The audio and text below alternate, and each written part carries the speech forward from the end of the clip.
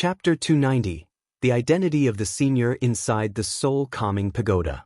Life-seizing immortal opened his eyes, a frown creasing his brow, his eyes filled with doubt and suspicion. Why has his aura ceased?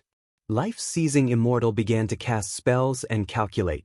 He did not consider the possibility that Bai Hong had really died. After all, he knew how high his disciple's cultivation level was. Within the same realm, Bai Hong had the power to suppress 3 divine exotic ghost kings single-handedly, which showed how terrifying his strength was. Even if he encountered a carefree primordial immortal, he would not die without a trace. However, no matter how he calculated, he could not deduce Bai Hong's whereabouts. Bai Hong's karmic ties were still fading away. This indicated that Bai Hong had most likely fallen and moreover had been scattered to the winds, with the heaven and earth rules erasing the marks of his existence. Life-seizing immortal's eyebrows knitted tightly together, his heart filled with shock and anger. Had a carefree primordial immortal made a move? To achieve such a feat, it would certainly not be a low-level carefree primordial immortal. The first thing life-seizing immortal thought of was a being from the Holy Court. How could such a formidable existence hide in this mortal world region? In life-seizing immortal's mind, the strongest beings in this mortal world region were at most in the heaven and earth flying immortal realm. The sex here merely touched upon powers from outer heaven. A master of divine exotic realm was sufficient to suppress this mortal world region for so many years. How could a carefree primordial immortal possibly be lurking here?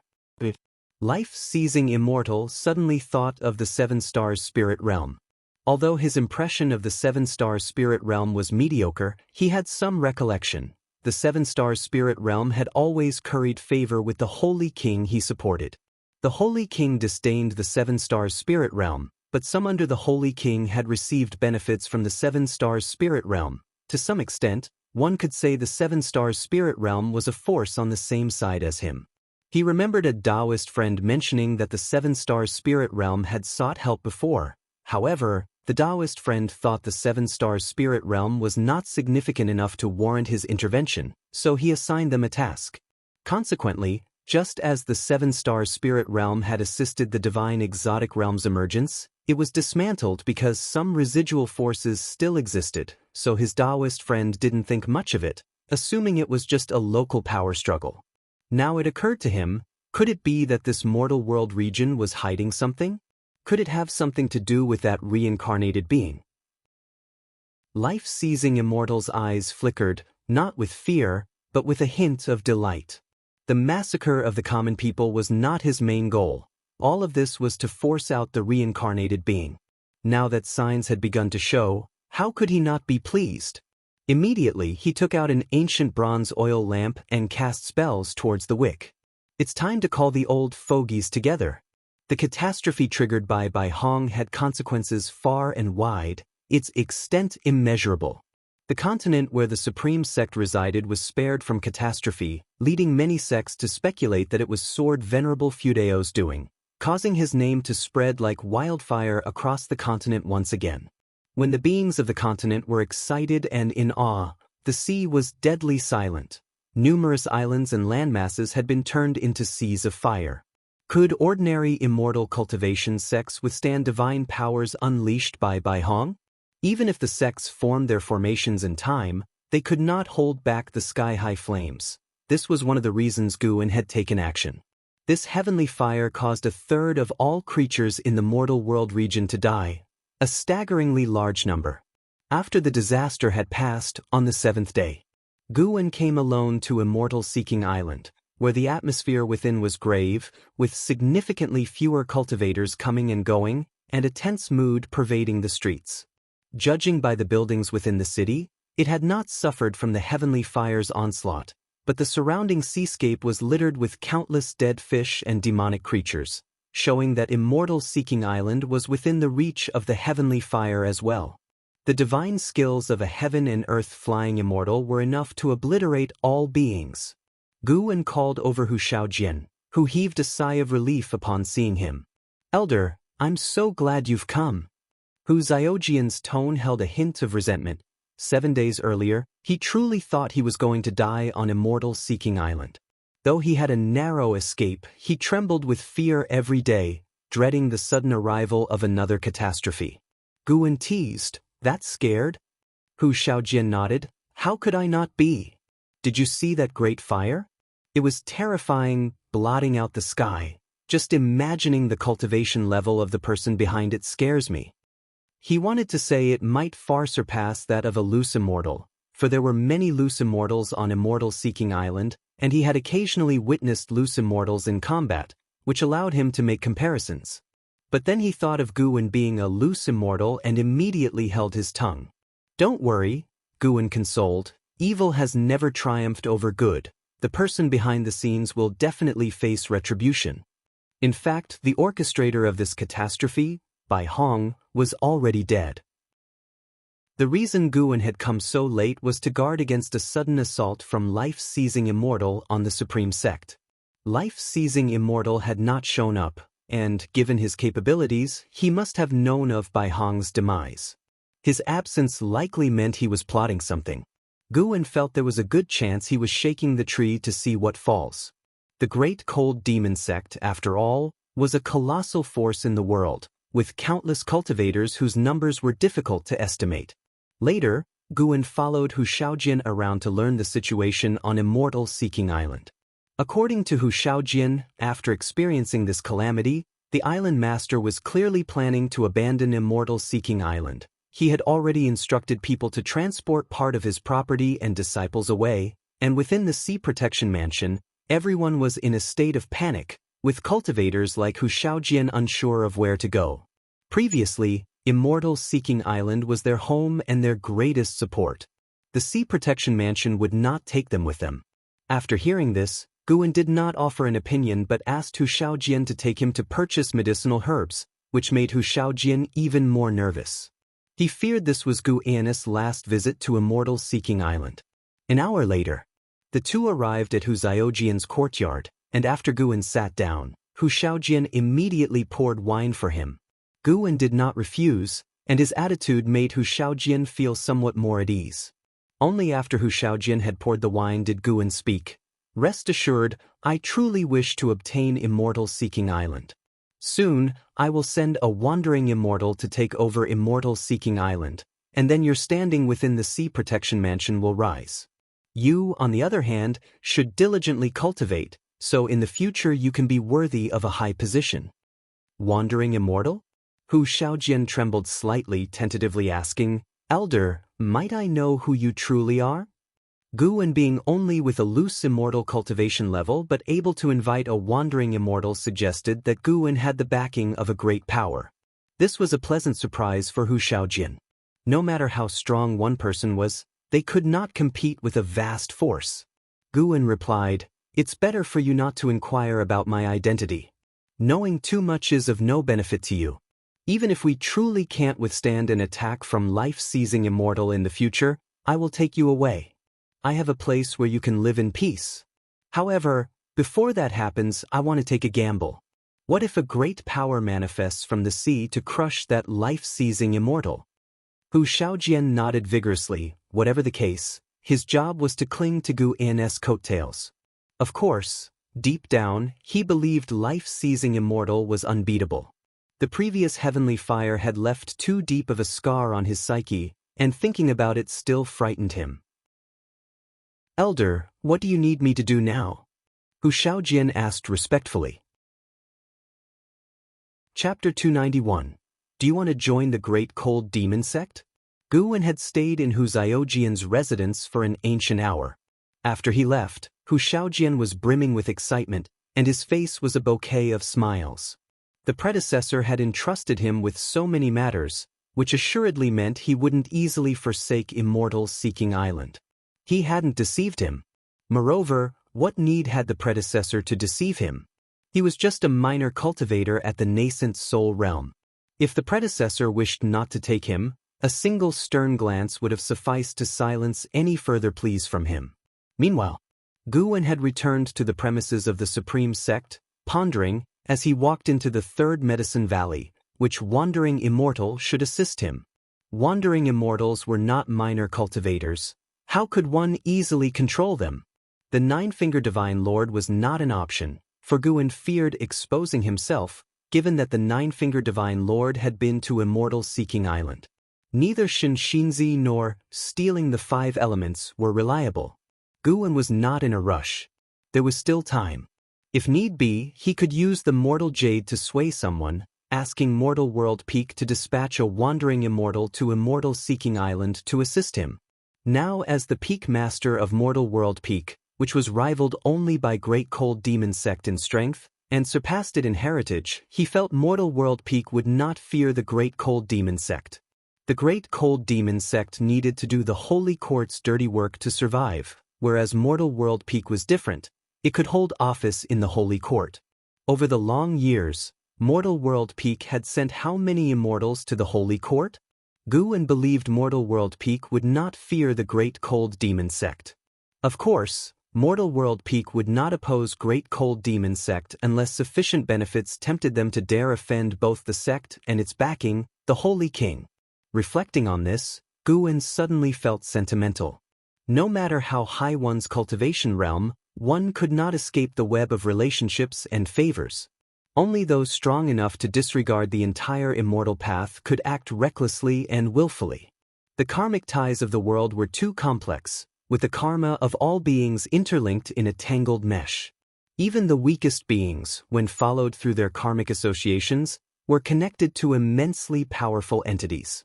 Guin surveyed Medicine Valley and did not spot Nine-Finger Divine Lord or stealing the 5 elements, but found Shinshinzi, who was engrossed in studying Journey to the West.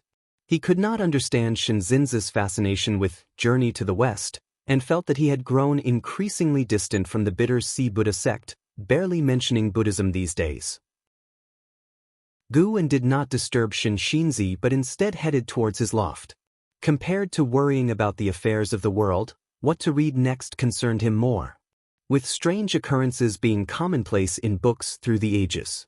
Recently, Guin took pleasure in reading histories. 5 years later, 210-year-old Guin practiced his exercises in Mystic Valley and glanced at his attribute panel, realizing he was short just under 600,000 years from a 2 billion-year lifespan compared to others' understanding of their own cultivation level. Guin felt a greater sense of achievement watching those numbers of lifespan. But was it really just lifespan? These numbers were clearly his cultivation. After morning practice, Lu Jiujia approached Guin, seeking guidance on the primordial reincarnation skill. Since lifting his cultivation restriction, his maximum lifespan had broken through to 410 years. Consequently, Guin taught him a more potent primordial reincarnation skill. Despite his diligent practice over the many years, he still had much to learn about the technique. Guin listened and then patiently guided him, enlightening Lu Jiujia with a few words, which left him thrilled. Through the primordial reincarnation skill, he was sure his senior brother was no ordinary person and clearly also practiced this cultivation technique. With the access to medicinal herbs his senior brother had, he was bound to far surpass him. After imparting his advice, Guin turned and departed. Lu Jiujia didn't follow, instead standing still and savoring his words. Guin walked into the forest and followed the path leading to the 8 scenic caves. By now, the 8 scenic caves were no longer a secret needing concealment, with Lu Jiujia aware of his secret abode beneath Mystic Valley. Given the chance, Lu Jiujia would watch over the disciples entering the forest, anxious lest any covet his senior brother's cave. Mystic Valley was never short of spies. Guin arrived within the 8 scenic caves, first picking ripe medicinal herbs, then directing the poison corpse to plant anew. The origins of myriad poison mystic skill left by Jiang Qiong had started to bear fruit. Although he couldn't exploit the poison corpse to seize life from the herbs, sowing was straightforward without too much concern. He lay down under a green vine tree, and quickly 2 tendrils stretched over his shoulders and began massaging them. The green vine tree possessed spiritual wisdom, but on ordinary days, it preferred silence. Guin didn't press it, rather he relished the tranquility of life in the 8 scenic caves. Accustomed to life in Medicine Valley, taking the time to be alone in the 8 scenic caves was also enjoyable. He planned to stay overnight, as someone would visit him that evening. After finding a comfortable position, he pulled out a history book purchased from Immortal Seeking Island, recording the rise and fall of a powerful force. Time swiftly passed. Until late at night, footsteps echoed in the corridor. Guan remained seated and did not even cast a glance that way. Soon, a figure approached him, accompanied by a faint fragrance. The visitor stood with her hands on her hips, clad in an exquisite purple robe, ornate with jade beads on her belt. Her long hair casually tied and 2 wooden hairpins inserted, her celestial beauty cloaked behind errant strands of black hair, a subtle smile adorning her face, and her eyes sparkling with mischievous delight. Guan lifted his head to look at her, appraising her, then chuckled, "Long time no see. How is it you seem younger?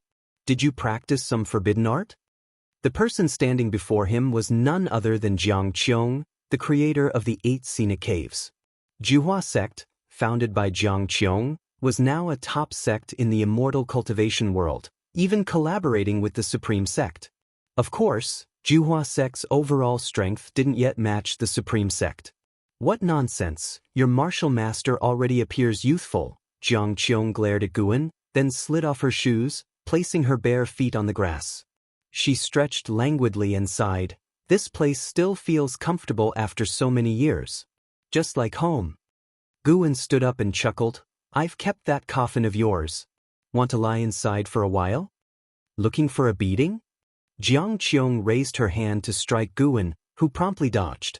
She huffed and then inquired, "Little brat, feeling anxious lately?" Guan asked curiously, "Why would you think so?" The life-seizing immortal from the great cold demon sect declared he would wipe out all life. "How can you not be anxious? You're the one who fears death the most." "Well, sure, it is worrying, but what use is angst? When the sky falls, there are tall ones like you to hold it up." Guan spread his hands and spoke, eliciting a chuckle from Jiang Qiong, seeing him still as light-hearted as ever. Jiang Qiong took a step closer and whispered, "Would you like to join the great cold demon sect?" Guan gave her a peculiar look. He didn't always keep an eye on Jiang Qiong, only sending his divine sense her way occasionally when she came to mind. Upon sensing no danger, he would swiftly retract his focus. He hadn't expected Jiang Qiong to establish ties with the great cold demon sect. How did she manage that? Guan began to explore Jiang Qiong's karmic ties while asking, "You know someone from the great cold demon sect?" A flood of karmic images entered Guan's vision as he saw her past. It turned out the continent from which the ephemera sect hailed was under the thumb of the great cold demon sect, which was why the 7 Stars spirit realm dared not use 9 Nether Road to reach the other worlds. There, the great cold demon sect was sovereign while the ephemera sect was merely a regional sect. No comparison between the two could be made. According to the ghost mother of ephemera's words to Jiang Qiong, the decline of the ephemera sect was influenced by the great cold demon sect. Long ago, that continent did not belong to the great cold demon sect. Following the unification, Juhua sect, like other sects, shared access to the 9 Nether Road, which allowed the ghost mother to return to her roots, with Jiang Qiong bridging connections through her to the great cold demon sect. The ghost mother knew a great cultivator within the great cold demon sect.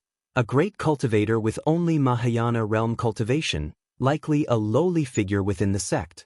Although Sword Venerable Fudao has recently protected the continent, how can his soul strength contend with the great cold demon sect?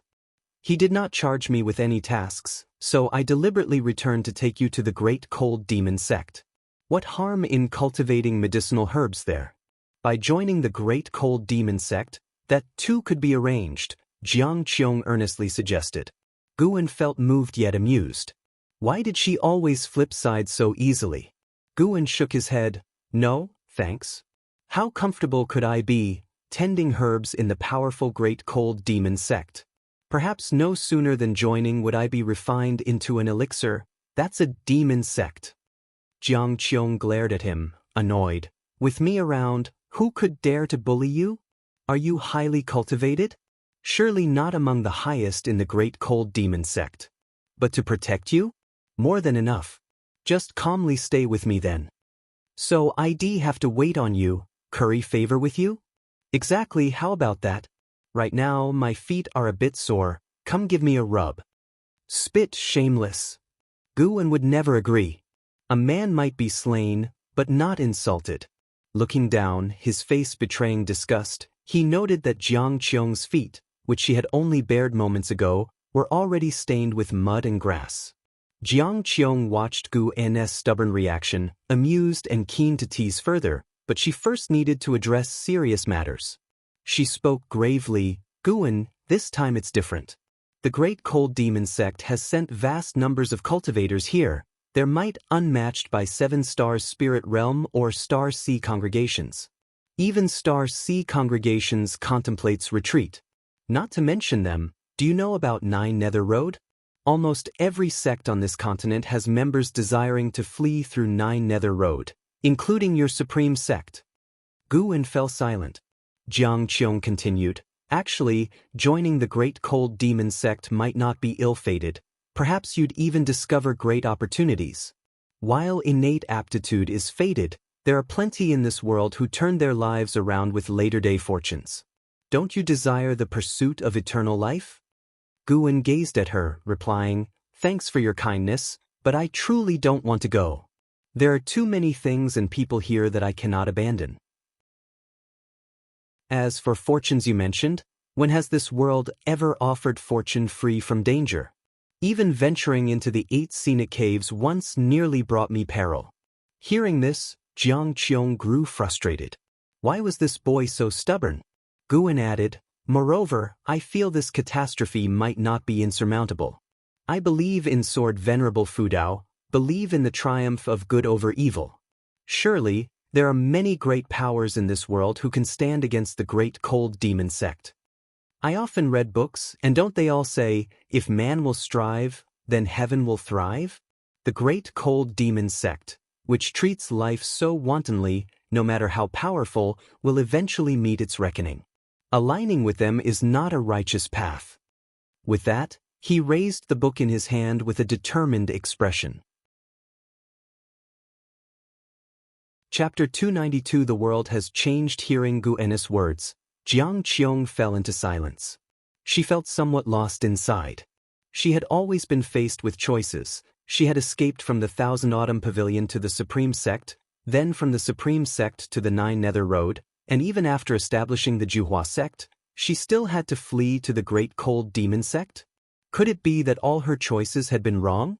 It seemed that no matter when she returned, Guan never changed. Guan saw the mood she was in. He was afraid of saying too much. After all, she didn't have the confidence he did. How could he judge everyone by his own standards? My nature dictates that I cannot travel far and wide. You are much stronger than I am.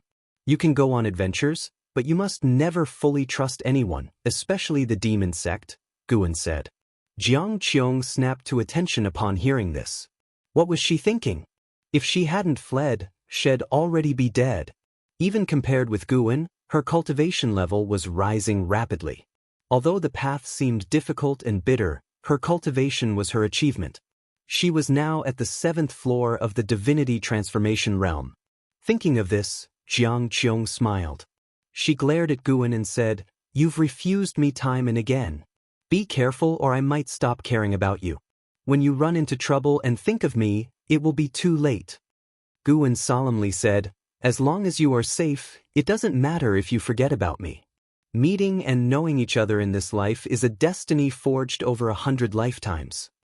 Touched by his words, Jiang Qiong thought to herself, this brat knows how to talk. If his cultivation were higher, how many girls of heavenly pride would he lead astray? Of course, she believed that Guan truly thought this way and wasn't just trying to please her. After knowing him for so many years, she never heard Guan ask her for anything. Jiang Qiong looked at Guan, wanting to tease him, but no words could pass her throat. That's because this time, the situation was truly different. She felt that Guan had underestimated the power of the Great Cold Demon sect. Indeed, in the past few years, when the heavenly fire calamity that covered the skies was blocked by Sword Venerable Fudao, the common beings on the mainland did not see the tragic scenes over the seas, where many creatures died in agony. The one who had acted was only a cultivator from the Great Cold Demon sect, and now, A large group of cultivators from the Great Cold Demon sect was on their way. Just the thought filled her with despair, seeing no glimmer of hope for victory. Who in the world could stand against the colossal presence of the Great Cold Demon sect like this? Jiang Qiong looked at Gu En's gentle smiling face and suddenly felt a pang of heartache. Silly boy, what is written in books is not necessarily true. Indeed, since ancient times, good has triumphed over evil, but if evil wins, it can become the new good. Jiang Qiong did not immediately leave after returning but stayed within the 8 Sina caves. Gu En would visit her every other day, each time trying various ways to persuade him, whether by tempting him with legends of the Great Cold Demon sect or by teaching him spells. Gu En steadfastly refused, but since he didn't want to confront her directly, they were at a stalemate. Half a month passed. The weather was still scorching hot. As Gu En came down from the loft, he was confronted by Ji Xiaoyu at the foot of the stairs. "Who is that woman?" Ji Xiaoyu asked, staring at Gu En. Her expression was calm, but her eyes seemed rather sharp. Gu En was surprised and asked, "What woman?" "There's a scent of another woman on you." "So what if there is? What about it?" Gu En didn't seem to care, chuckling. After all, in this world, it's the explanations that are suspect. The less you care, the less significant it seems. In fact, nothing had happened between him and Jiang Qiong, but he couldn't betray her by revealing her plan to defect to the Great Cold Demon sect. Gu En hadn't urged Jiang Qiong to give up on joining the Great Cold Demon sect because he wasn't sure of the sect's strength himself. If the Great Cold Demon sect turned out to be powerful enough that even he couldn't deal with it, he'd have to flee too. Ji Xiaoyu looked at Gu En and said, "Haven't you noticed a change in the atmosphere of the mortal world?" Gu En looked around and said, "How has it changed? Those who should be sweeping are sweeping, those who want to play chess are still playing chess. Look, there's even a rat leading an ox." Ji Xiaoyu followed his gaze and couldn't help but shake her head and chuckle. "Never mind, it's just as well. In life, cherishing the present is enough," she said softly before turning back to her room to continue her cultivation. Gu En didn't try to retain her. Instead, he kept his gaze fixed on Medicine Valley. He saw much more than Ji Xiaoyu did, and much clearer too. Ever since the Real Bai Hong displayed heavenly fire, the entire sea had been engulfed by a frenzy of escape, which gradually affected the mainland. Many noble families began to venture across the seas or rush to the Nine Nether Road. Moreover, many were spreading rumors that the Great Cold Demon sect was about to launch a massive invasion, all of which Gu En knew were minions hastily recruited by the Great Cold Demon sect cultivators, intended to sow panic in this part of the mortal world. At the Say-breaking rift, the soul-calming pagoda was already crammed with countless cultivators from the Great Cold Demon sect, the least of whom were at the Nirvana realm, with the number of heaven and earth flying immortals surpassing 100. Besides the life-seizing immortal, there were even 3 carefree primordial immortals. A total of 4 carefree primordial immortals. This force was absolutely overwhelming in this part of the mortal world, unstoppable. The key was that the Great Cold Demon sect was still sending reinforcements.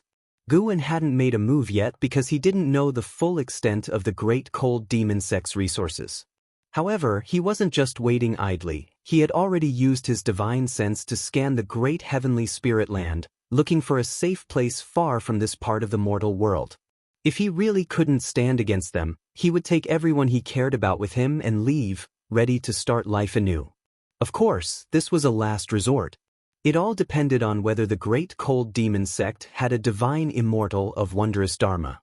So far, the highest level among the carefree primordial immortals was only the 5th floor. Before a divine immortal of wondrous dharma appeared, Gu En, who was at the 9th floor of the divine immortal of wondrous dharma realm, wouldn't panic. After watching for a while, Gu En turned and left. An ancient hour later, riding on the blood prison great saint, he arrived at Tianya Valley with Yang Jian and Li Lingtian following behind. Li Lingtian wore an impatient expression. It was clear he was not keen on coming to Tianya Valley. Li Xiandao was waiting inside the valley. Gu En, accompanied by the 2 men, entered the courtyard where Li Xiandao was. By now, Li Lingshan's cultivation had reached the 8th floor of the core formation realm, pleasing Li Xiandao, who complimented him for not neglecting his cultivation. Let's get one thing straight, I don't want to go back.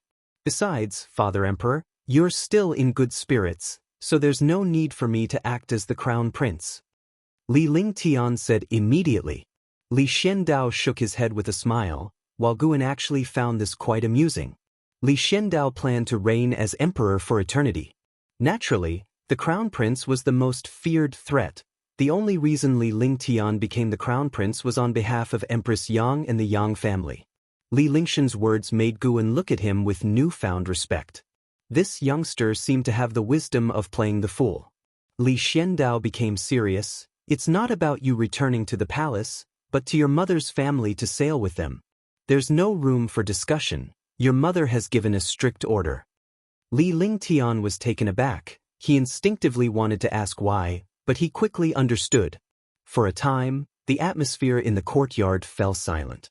Li Xiandao turned to Guan and asked, "The Supreme Sect has yet to formulate a strategy. Do you want to join Lingtian in leaving?"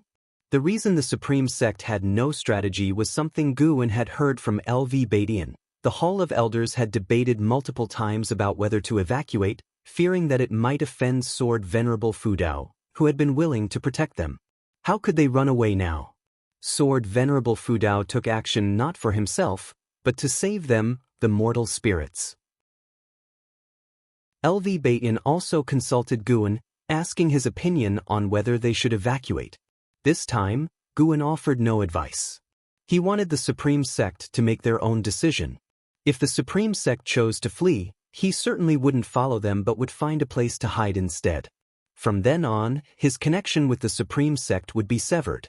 Guan had no burdens regarding the Supreme Sect. He owed them nothing, quite the contrary, the sect owed him a lot. It'll pass. Let the Supreme Sect decide. I can't leave the Supreme Sect, Guan answered. Upon hearing this, Li Linggang quickly said, "Father Emperor, I can also—" "Shut up!" Li Xiandao barked, his eyes sharply intimidating. For a moment, Li Lingtian felt afraid. Yang Jian and the Blood Prison Great Saint looked at Li Xiandao in shock. Why did this emperor seem no ordinary man? This situation is different from before. If you follow the Supreme Sect to evacuate, chances are you will never see your mother again in this life. You must go back. Li Xiandao took a deep breath and said coldly. His mood had been bad all this time, had merely been suppressing it. He had worked hard for many years to secure his empire, and now a calamity threatened to destroy it. How could he not feel indignant? Yet, compared to the immense depth of the great cold demon sect, Taizong dynasty had no intention to resist. Guan looked at Li Xiandao and asked, "Uncle, what about you?" Li Lingtian turned his gaze angrily to Li Xiandao. Li Xiandao looked at his own teacup on the table and said softly, "Everyone can escape, except me. Even if I have to die, let me die alongside my subjects."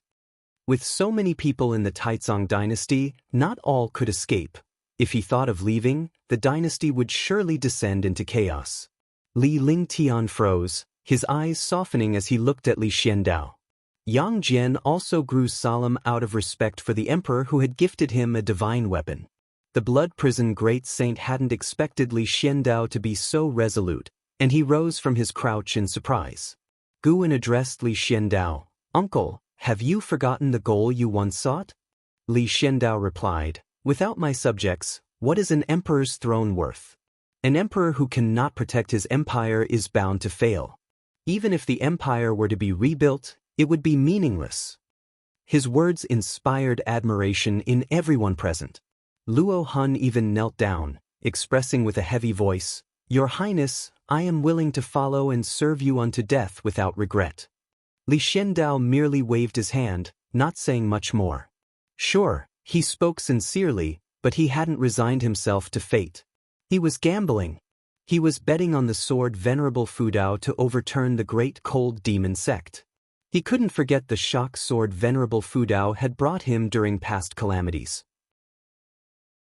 He couldn't forget that day when the skies were filled with fierce flames pressuring the living beings, and countless green lights rose up, giving him hope. He felt sword Venerable Fudao was different, a difference that perhaps even transcended cultivation levels. Despite many great cultivators in the world, He just felt that Sword Venerable Fudao was the most special.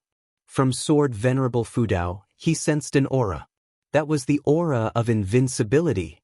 Should Sword Venerable Fudao's heart be kind, then peace would reign throughout the land.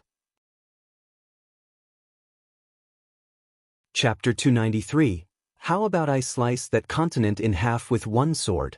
After staying in Tianya Valley for an ancient hour, Guan left with Blood Prison Great Saint and Yang Jian, while Li Lingtian stayed behind in Tianya Valley, as he was about to head south and venture out to sea.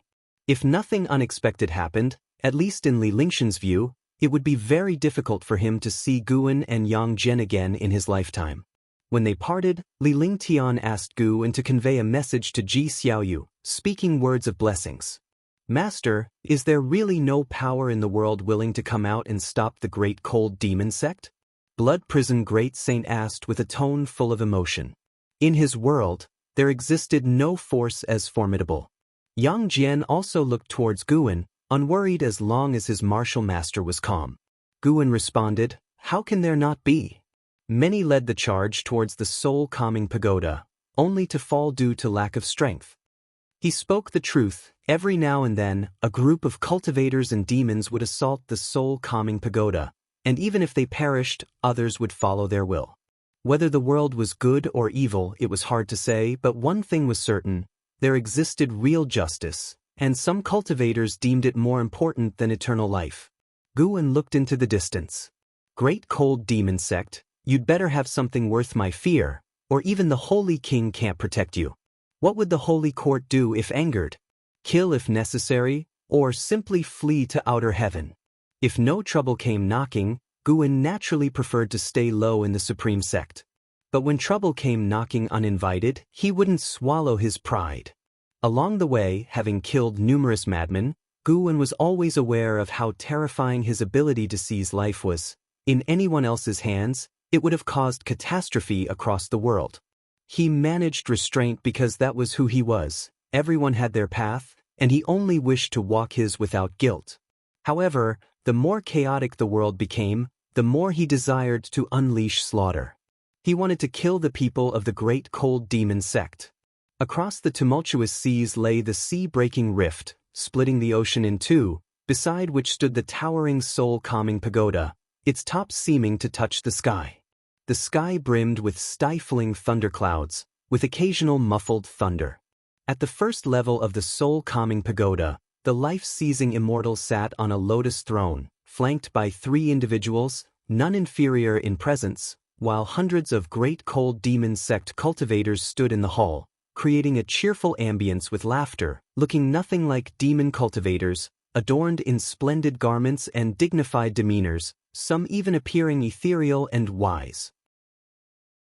A woman in red next to the life-seizing immortal opened her eyes, turned to him and asked, "Brother, how much longer must we wait?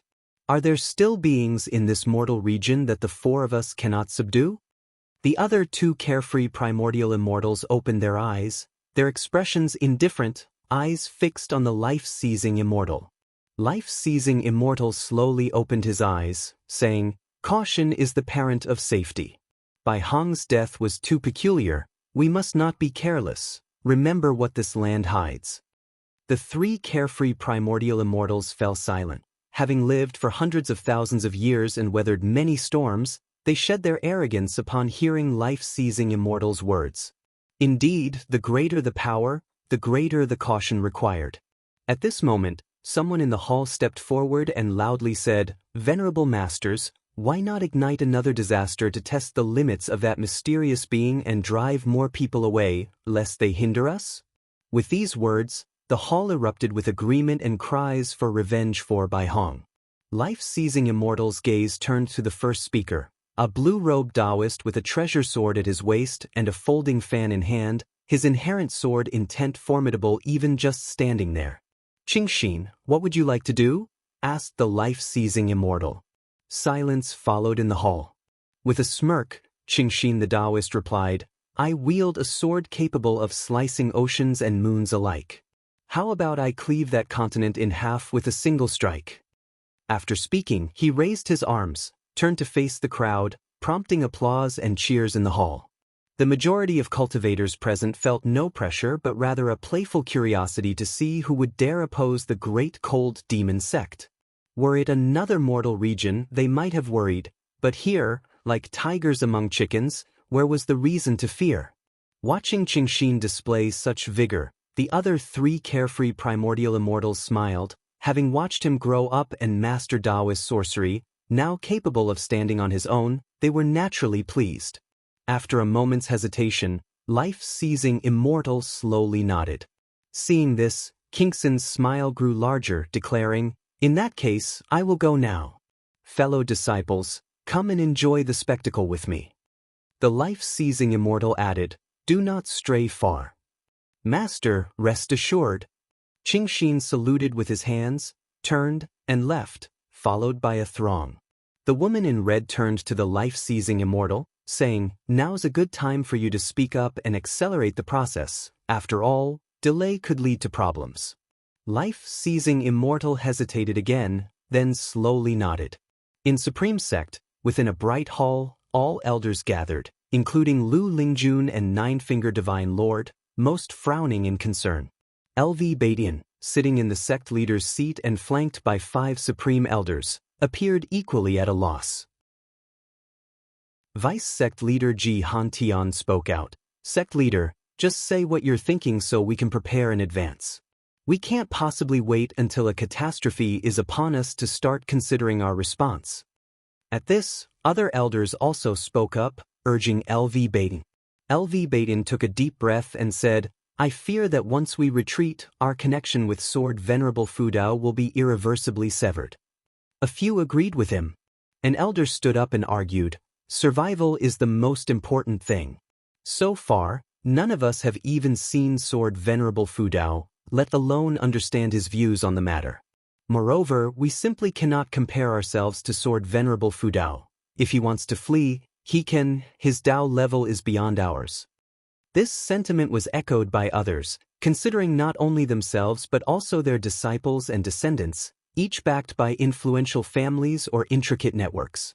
The current Supreme Sect comprised millions of disciples, and the number scattered across various places was immeasurable.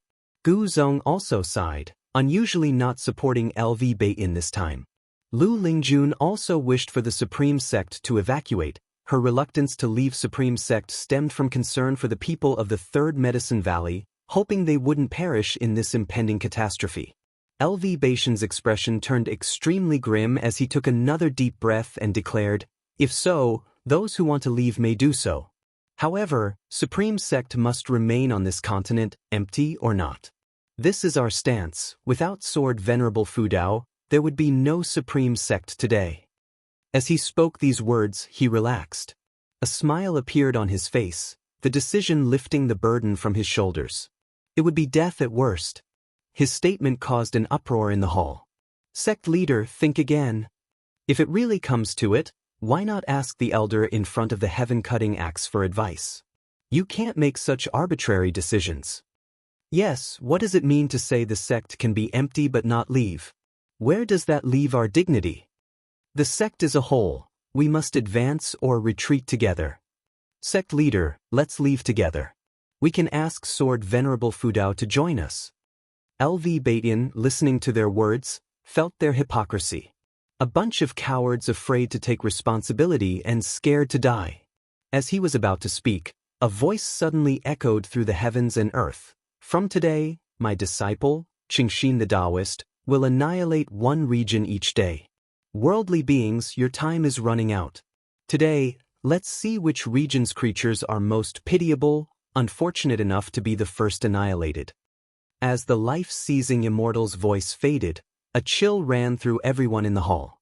They were not frightened by his words, but felt a terrifying sword intent targeting them. More precisely, every sentient being on the continent was terrified by this sword intent. Chapter 294, Deadline of Death Inside the Third Medicine Valley.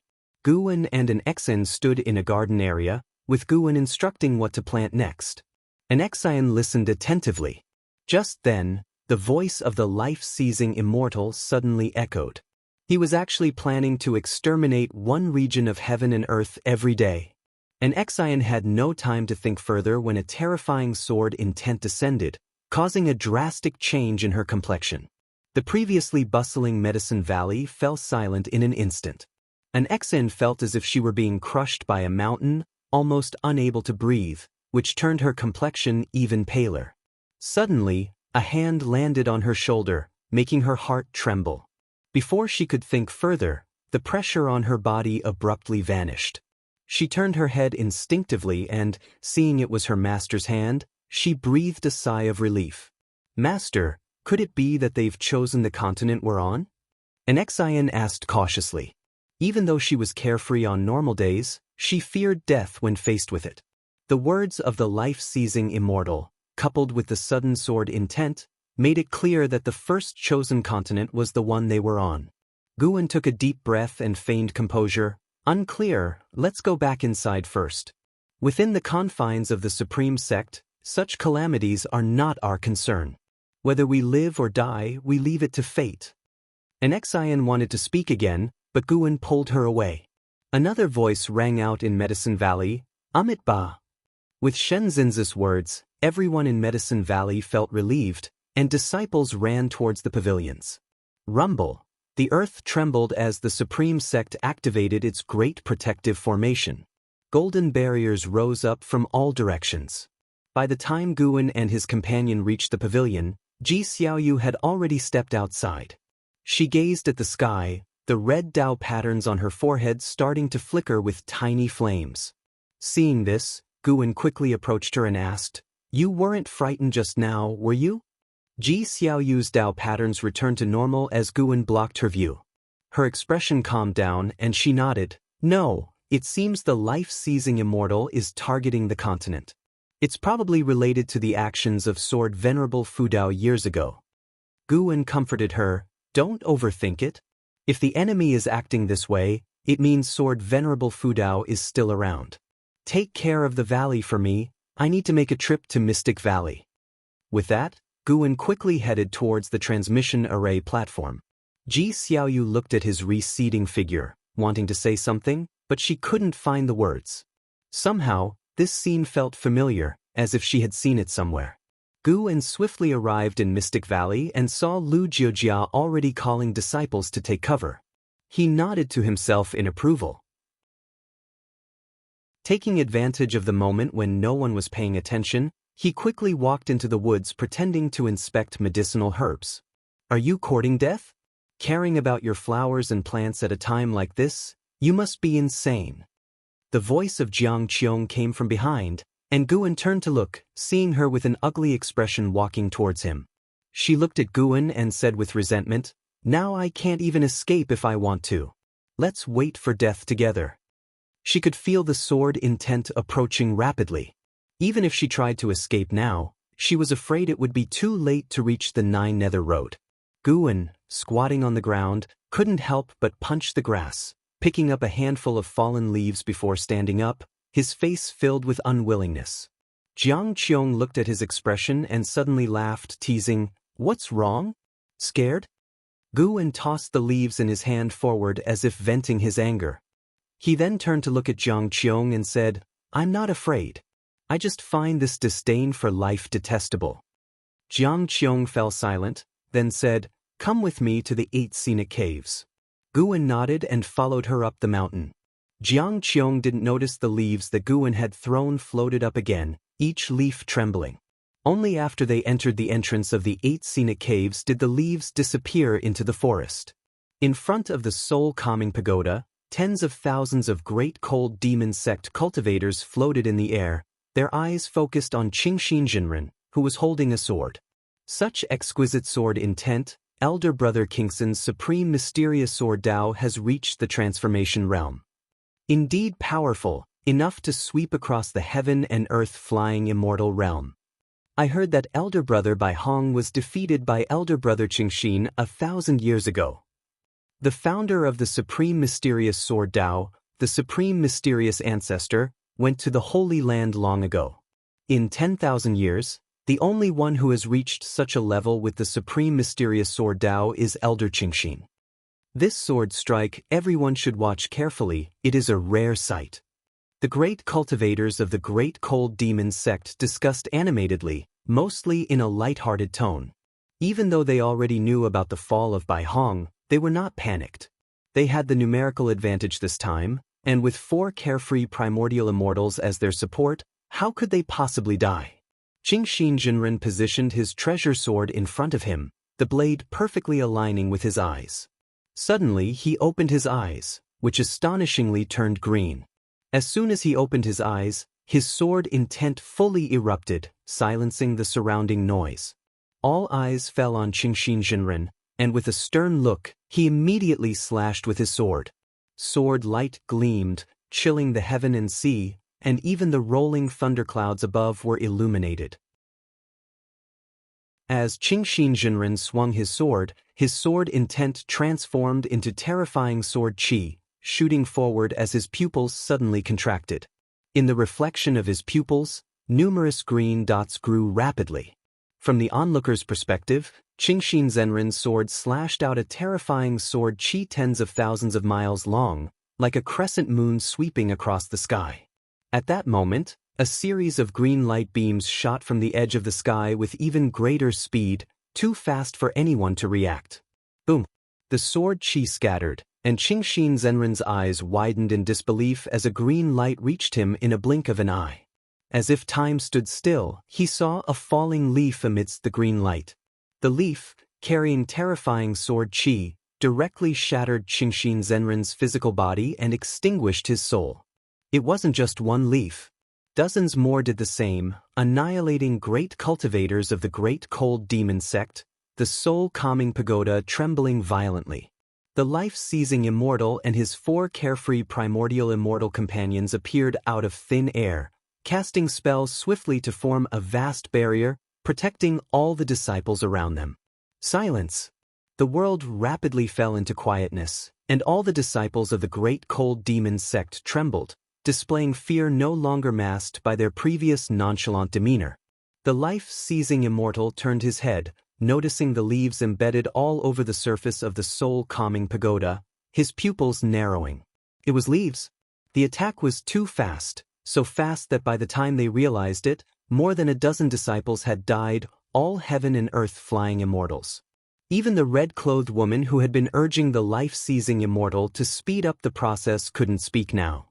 As powerful as the carefree primordial immortals were, they were filled with dread.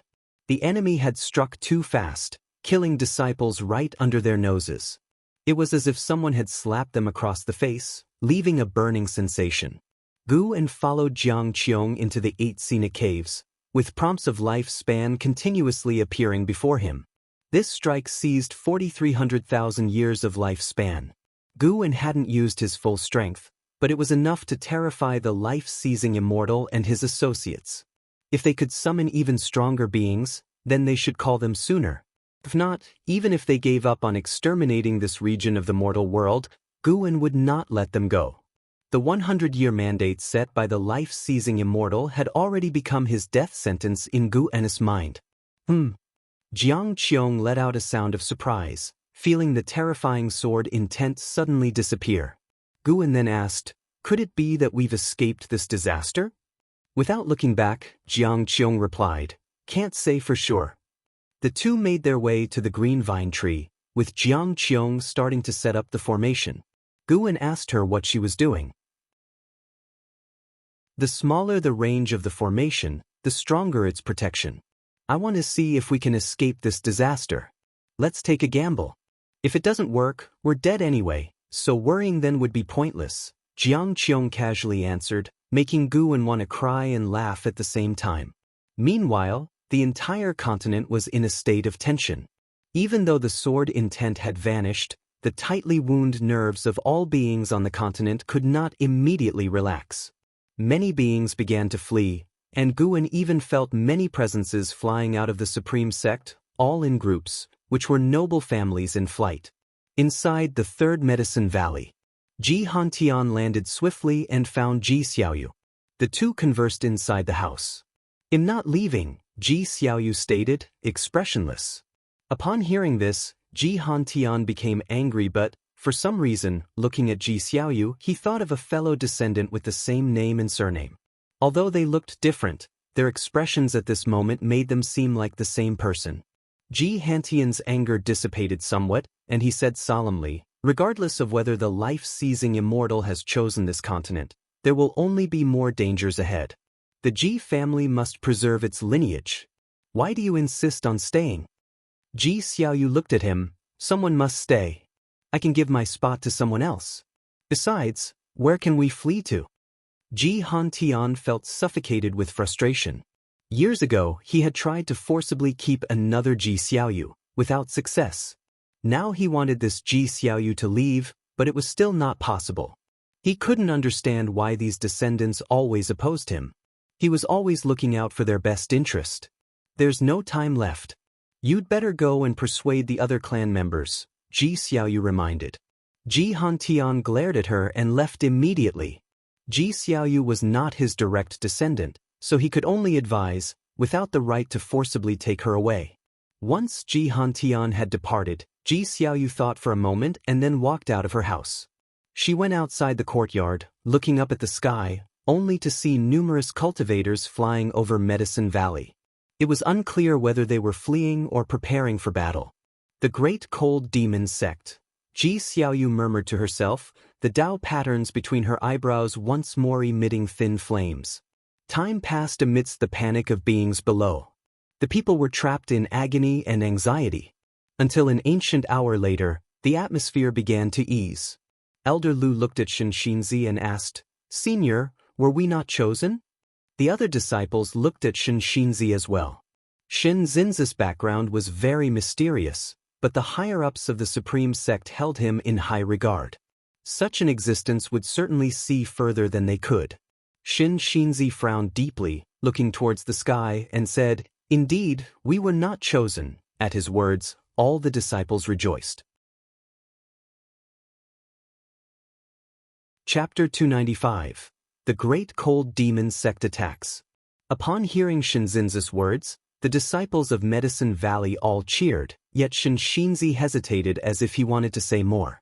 He intended to say one thing, that it seemed no continent had been chosen.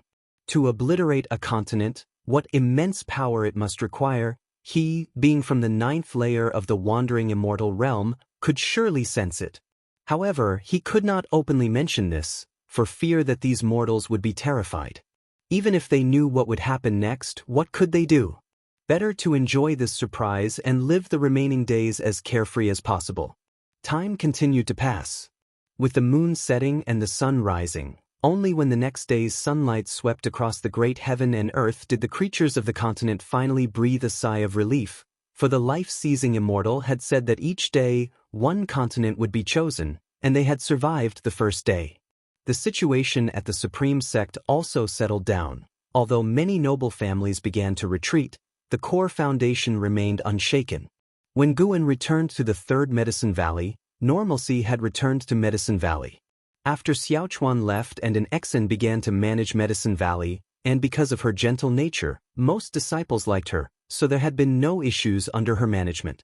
Shenzhen found him soon after he returned. "Do you want a place to hide?" Shenzhen asked with a smug smile, her eyes gleaming behind her veil.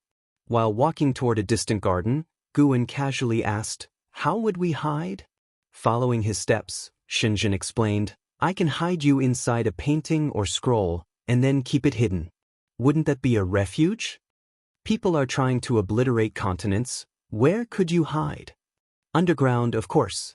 He said he would obliterate continents. Sure, he meant to demolish the mortals and shatter the land, not obliterate the earth completely. "That makes sense. Are you a genius by any chance?" Guan suddenly realized, looking at Shenzhen with amazed eyes. A twitch appeared at the corner of Shenzhen's veiled mouth, clearly perceiving the sarcasm in Guan's tone. Guan continued, "Don't overthink it. I always feel that yesterday our continent was not excluded. That mysterious pressure was no lie. Also, haven't you noticed how calm today has been?" Upon hearing this, Shenzhen narrowed her eyes. "Are you suggesting that the Great Cold Demon Sect's offensive was thwarted?" "Very likely. After all, I trust that the heavens are just. There must be great cultivators out there with a heart for the mortals. A heretical path like the great cold demon sect cannot last forever. Gu declared with conviction, his face full of determination. Shenzhen suddenly found it hard to judge him. Calling him foolish wouldn't explain his current stature, and calling him naive wouldn't explain how he could write something as unique as Journey to the West. You say the heavens are just. Tell me, do you believe that real immortals exist, beyond those with great cultivation levels? Shenzhen suddenly asked, curious. She had always believed that investiture of the gods and Journey to the West were not fabricated but were inspired by something Guan had seen, elaborated with decorative imagination and fantasy. Perhaps, as Guan claimed, an immortal guided him in his dreams. Guan and Shenzhen chatted casually, a microcosm of the wider world, where everywhere people discussed the life-seizing immortal. Without his demise, the catastrophe would not end. 2 days later, Nine-Finger Divine Lord and Stealing the 5 Elements returned to the Third Medicine Valley, almost as if they had planned it. Sitting before a chessboard, they exchanged a look, their eyes heavy with gravity. Did you feel it too? Stealing the 5 Elements asked. The Divine Lord made his move, saying, a net of heaven and earth, no escape. Stealing the 5 Elements then played his piece. How come you have no escape? I'm the one who's bound by fate. Continuing to glance towards a distant pavilion. Ji Xiaoyu was his hope. The Divine Lord fell silent, sighing deeply. Stealing the 5 Elements looked at him, curiously asking, speaking of which, I've always wondered, what exactly are you looking for? The Divine Lord didn't respond, leaving Stealing the 5 Elements contemplative, a subtle look crossing his face. In the Divine Exotic Realm. By the sea. The Master of Divine Exotic Realm stood before the Divine Exotic Life Tablet, surrounded by 7 Divine Exotic Ghost Kings, all of them looking up into the sky.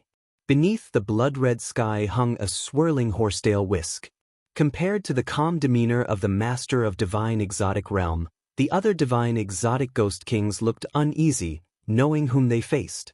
Master of Divine Exotic Realm, prepare to join us in an expedition. A cold voice resounded, echoing through the entire great heaven and earth. In a distant cave, Zhang Buku also heard this voice and inadvertently opened his eyes, his brow furrowed in worry for the Master of Divine Exotic Realm. With an expressionless face, the Master of Divine Exotic Realm asked, an expedition to where? To avenge divine exotic impermanence. The cold voice spoke again, causing the faces of the Divine Exotic Ghost Kings and the Realm Master to shift. The great cold demon sect and that entity were indeed going to clash. This battle might determine the fate of this mortal world region. In the Star Sea congregations, a small heaven and earth. And Hao stood before the palace gates, observing disciples constantly entering and exiting the floating islands, his brows deeply furrowed. A figure appeared beside him, his master, Sage Fuchen. And Hao quickly said, Master, it's good you're here, I need to speak with you, let's talk while on the way. Prepare for retreat, we must withdraw today. Sage Fuchen said in a grave tone. Why? And Hao couldn't help but ask. The great cold demon sect is making a major descent, targeting the continent where the sword Venerable Fudao resides. They appear to be intent on sieging your master, Sage Fuchen explained. On hearing this, and Hao became anxious. Before he could reply, Sage Fuchen continued, your cultivation level won't assist your master. It's best to leave early. Your master, although strong, can't withstand the full assault of the great cold demon sect, otherwise he wouldn't be on the defensive. And Hao gritted his teeth, my concern isn't for my master. I must go back. An Exin was still within the supreme sect, how could he abandon her? He immediately leaped up, intending to forcefully break out of the Star Sea congregation's realm.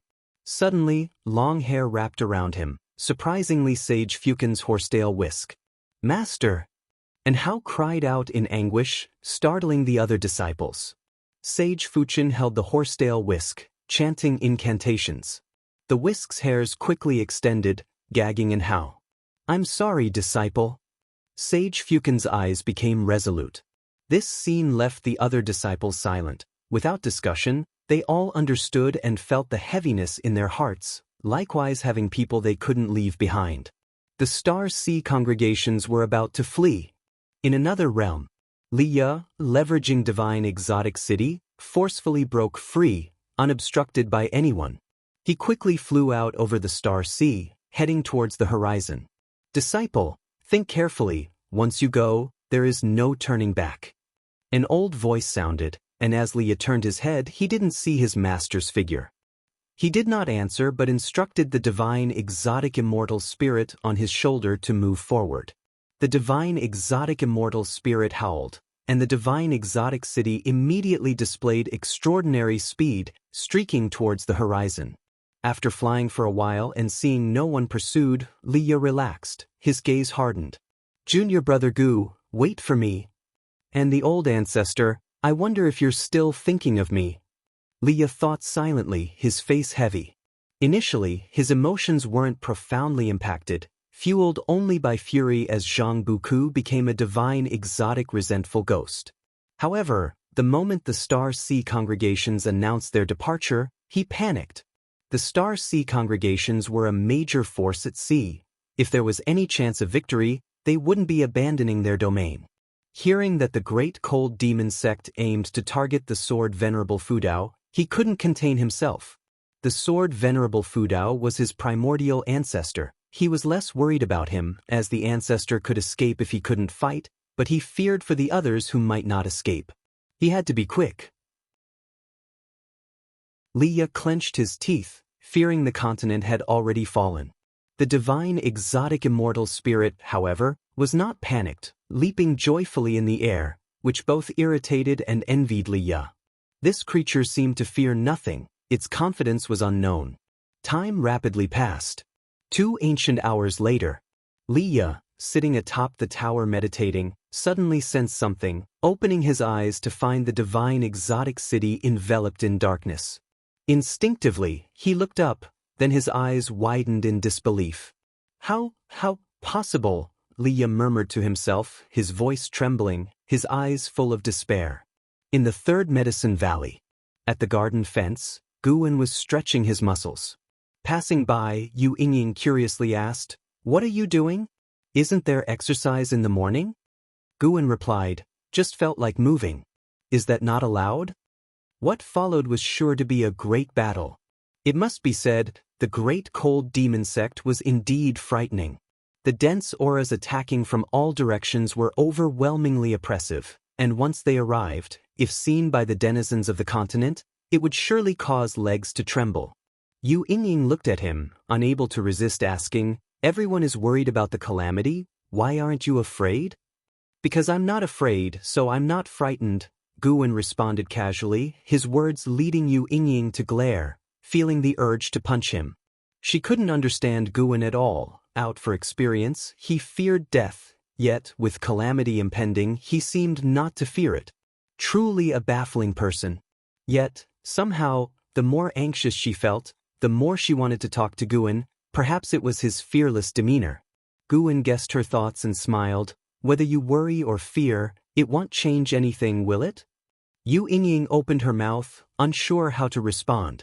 Guan drew his heavenly resident sword, suddenly unsheathing it.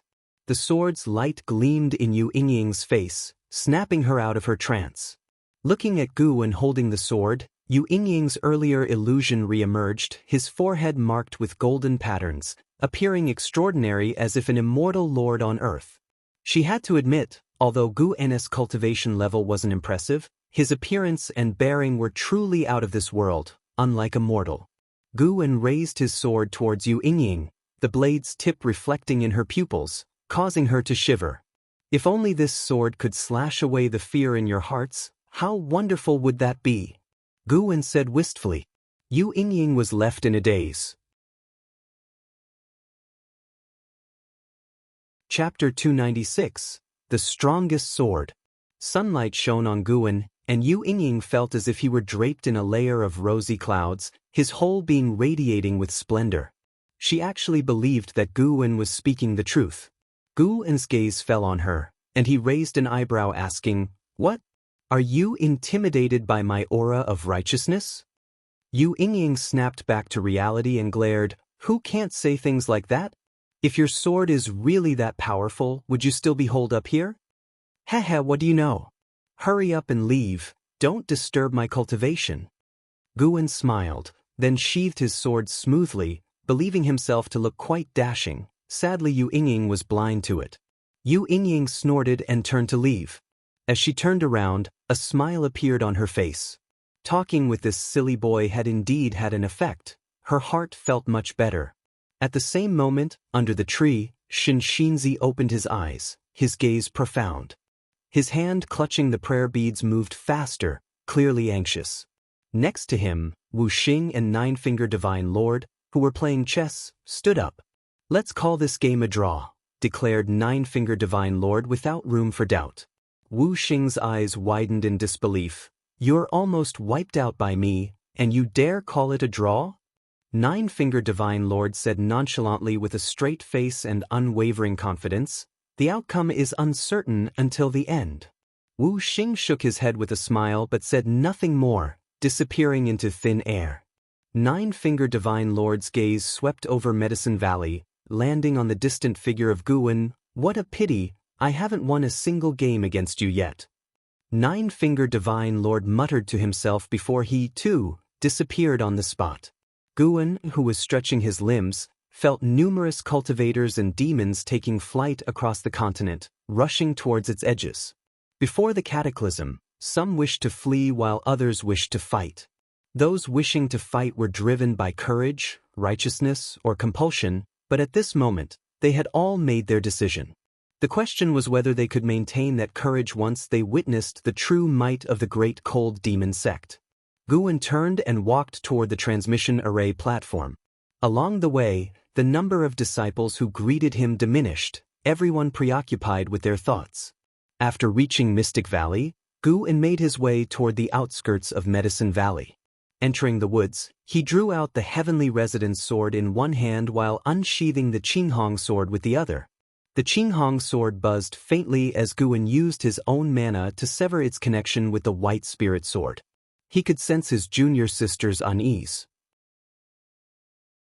"Do not fear, junior sister, it will soon pass," Guan murmured to himself, and as his words dropped, he was shrouded in a dark purple demonic chi that quickly engulfed his body, blazing furiously. His figure vanished into the depths of the forest, leaving no trace behind. At the edge of the continent, towering waves crashed against the shore. Above the mountains, great cultivators hovered in the air, with the vast landscape behind them and the endless ocean ahead.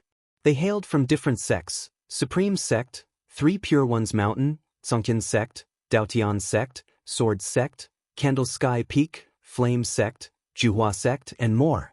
Sects across the world continuously dispatched cultivators to different edges of the continent. They were just one group gathering rapidly beyond 100, with more cultivators on their way. As their numbers grew, a newfound confidence began to swell inside them. Xiao Dai, a cultivator from Supreme Sect with a cultivation level of the 9th layer of the Mahayana realm, became the leader, calming the surrounding cultivators and beginning to give battle instructions. Just then, an overwhelmingly terrifying pressure descended, prompting them to turn their heads in shock. In the next second, their faces paled, and even the ever-confident Xiao Dai gaped in despair. A vast black fog rolled in from the horizon like a wave of darkness, unstoppable and devouring the skies and earth. Before the black fog, islands and demon beasts appeared insignificantly small, like dust. Even flying beasts were engulfed by the fog from behind, their fates uncertain. Looking up, shadows of different figures hovered above the black fog, clothed distinctly, wielding different Dharma treasures.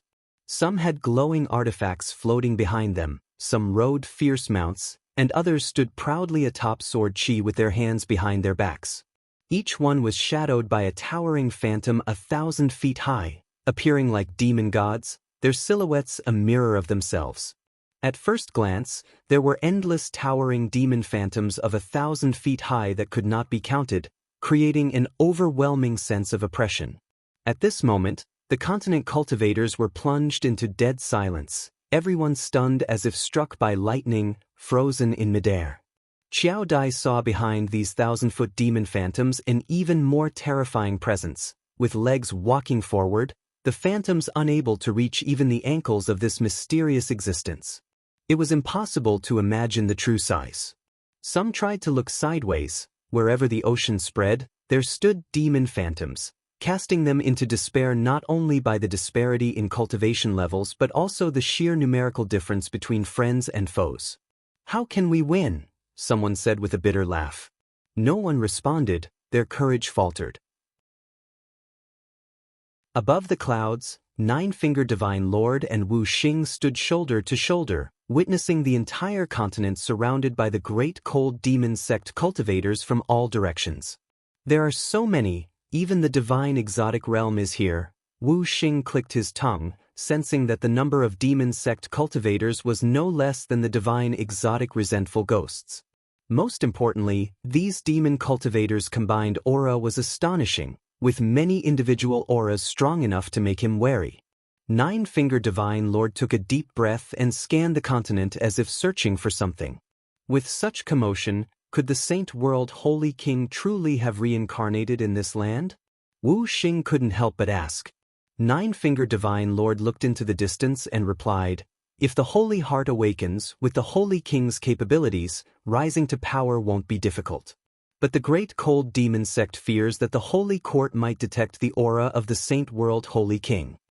After hearing this, Wu Xing found it to make sense, and he stepped forward. "What are you planning to do?" inquired Nine-Fingered Divine Lord hastily. Without turning back, Wu Xing strode forward through the air, raising his hand with a laugh. "Forgot to tell you, I am the divine exotic ghost king Wu Xing. Wu Xing is just a pseudonym."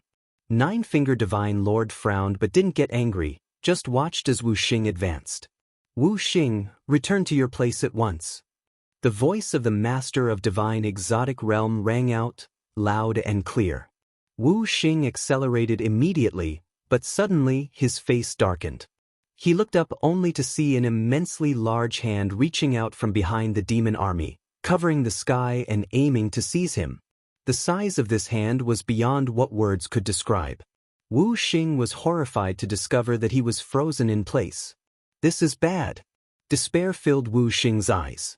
At that moment, a powerful sword light forcefully entered his field of vision, and immediately after, the terrifying giant hand disintegrated before him. Subconsciously glancing over, his eyes widened in shock. He saw a figure he would never forget for all eternity. It was Guan, who had utilized the 9 extremes yin-yang body back in the divine exotic realm. Guan, holding 2 swords covered in dark purple demonic qi, brushed past Wu Xing. As his words hung in the air, Guan turned into a fleeting shadow, and in a flash, a streak of sword light appeared, boldly piercing through the distant black fog. Before Wu Xing could react, a terrifying wave of energy struck. His mouth agape, he looked on in disbelief. As he watched, a streak of sword qi burst from within the demon army, cutting a swath through the 1,000-foot demon phantoms at the waist. The light of the sword qi stripped the entire world of color in an instant.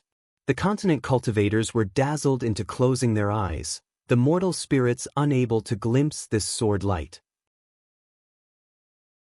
Above the clouds, Nine-Fingered Divine Lord's face also transformed, his soul shaken by the impact. In his eyes, the demon phantoms perished, the black fog churned, and a sword light rapidly stretched, as if intent on splitting the very heavens and earth in two. In that moment, Nine-Fingered Divine Lord, who had lived for 170,000 years, witnessed the strongest sword strike of his life. "Who are you?" A voice full of both shock and rage erupted, the tone laced with fear. Chapter 297. Guan takes action. The sword light between heaven and earth began to fade, and the voice of the mysterious great cultivator from the great cold demon sect still echoed over the ocean, awakening the continent cultivators who had not seen Guan's figure just now. Only Nine-Fingered Divine Lord and stealing the 5 elements had seen clearly. But the immense sword intent made them think of one person. Sword Venerable Fu Dao. It's Sword Venerable Fu Dao. There's no mistake. It must be him. A mystic heart realm cultivator from the Supreme Sect exclaimed excitedly. He had also been to the heavenly repair platform and had experienced the sword intent within the words, righteous path. Xiao Dai was equally excited, his eyes filled with frenzied anticipation. At this moment, he remembered the scene when Sword Venerable Fudao descended upon the Seven Stars spirit realm. Stealing the 5 elements, who had narrowly escaped calamity, let out a sigh of relief, immediately retreated, and dared not approach the encroaching army of demonic shadows again. Gu En stood atop the demon mist, sword in hand, with thousand-zhang demonic shadows dissipating in all directions, but even more demonic shadows approached, encircling him. He even saw some demonic shadows standing tens of thousands of zhang tall and giant demons of indeterminate size. You have successfully seized 10,298 years of lifespan from Meng Qinglang, Wandering Immortal Realm 7th floor. You have successfully seized 1,459 years of lifespan from Su Linxin, Loose Immortal Realm 2nd floor. You have successfully seized 12,080 years of lifespan from True Man Wun, Wandering Immortal Realm 6th floor. Notification after notification continuously popped up before Gu An's eyes, but Gu En didn't rush to make another move. Instead, he looked around. One had to say, the Great Cold Demon Sect's response was truly swift. As soon as he made a move, the remaining cultivators did not panic but instead immediately arranged a formation. Their formation was highly profound, not only capable of being formed in an extremely short amount of time but also containing powerful and mysterious forces. After the sword light vanished, in less than 3 breaths' time, the world suddenly changed, and in an instant, Gu En found himself in the cosmic starscape, with rolling black mist under his feet, and still encircled by demonic shadows. The demonic shadows' feet held the Dharma treasures of the Great Cold Demon Sect cultivators. Accompanied by Gu An's arrival in the cosmic starscape, those titanic figures and even larger beings revealed their true forms. There were beasts as mighty as creation's god mountains, female cultivators who resembled fairies constantly scattering strange petals, and enormous birds with wingspans of 10,000 li circling overhead. The demon mist under Gu An's feet churned violently, like surging waves. Who are you exactly? If you do not reveal your identity, do not blame us for showing no mercy. The previous voice sounded again. This time, its tone was incomparably cold. After the formation was set up, he seemed to have regained his confidence. Gu En looked up and saw, within the layers of encirclement above, in absolute darkness, a pair of gigantic eyes lurked, as if an unimaginable existence outside the universe was peering at him, filled with an oppressive feeling. Sword Venerable Jesuin, Carefree Primordial Immortal Realm 8th Floor 780, 450/830, 000/880, 000, an old monster who had lived for 780,000 years. However, killing this individual would only yield a little over 5,000 years of lifespan, which was too disappointing for Gu En. As Sword Venerable Jesuin opened his eyes, 4 life-seizing immortals from the Carefree Primordial Immortal concurrently appeared. Fortunately, they had abundant lifespan, which improved Gu An's mood. This is the Great Cold Demon Sect's Luo Tian Star's immortal capturing formation. Once this formation is completed, no matter how great your divine skills, it will be impossible for you to escape. The voice of Sword Venerable Jesuin rang out, majestic to the extreme. The other 4 Carefree Primordial Immortals took out their supreme treasures and dispersed in all directions. Once they stopped, the entire cosmic starscape rippled, numerous rainbow lights emerged. These lights were not mere illusions, but were also condensing a mysterious force. Gu En looked up at Sword Venerable Jesuin and asked, "Does the Great Cold Demon Sect have anyone stronger?" As these words were spoken, Sword Venerable Jesuin's gaze immediately changed, and all the cultivators of the Great Cold Demon Sect were scared, their eyes filled with fear when they looked at him. Someone stronger? How could this person be so arrogant? However, due to Gu An's previous sword strike, no one dared to challenge him at this moment. All of them were on high alert. The face of life-seizing immortal turned extremely ugly, intuition telling him that the other party was not being arrogantly presumptuous. At this moment he was filled with dread. Luckily he wasn't rash but instead gathered the strength of the great cold demon sect.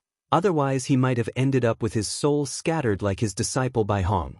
For a time, silence fell within the Luo Tian star's immortal capturing formation. It seems there's no one stronger? Truly disappointing. You're acting so recklessly, I thought you'd have more to back it up. Guan spoke again, and suddenly he threw the heavenly resident's sword out. Boom! With this sword strike, he swept above the black mist, annihilating the great cold demon sect cultivators one by one, and when the sword blade arrived in front of them, a layer of light burst forth around their bodies, but it was shattered as soon as it appeared, utterly failing to protect them. One sword pierced thousands of li, directly penetrating the Luo Tian star's immortal capturing formation and returning to reality. The continent cultivators hovering in the air only saw a sword light cutting through the vast expanse of black mist in front of them, making them even more nervous, unclear about the state of the battle within that black mist. After Guan made his strike, Sword Venerable Jesuin immediately gave the command, "Kill!"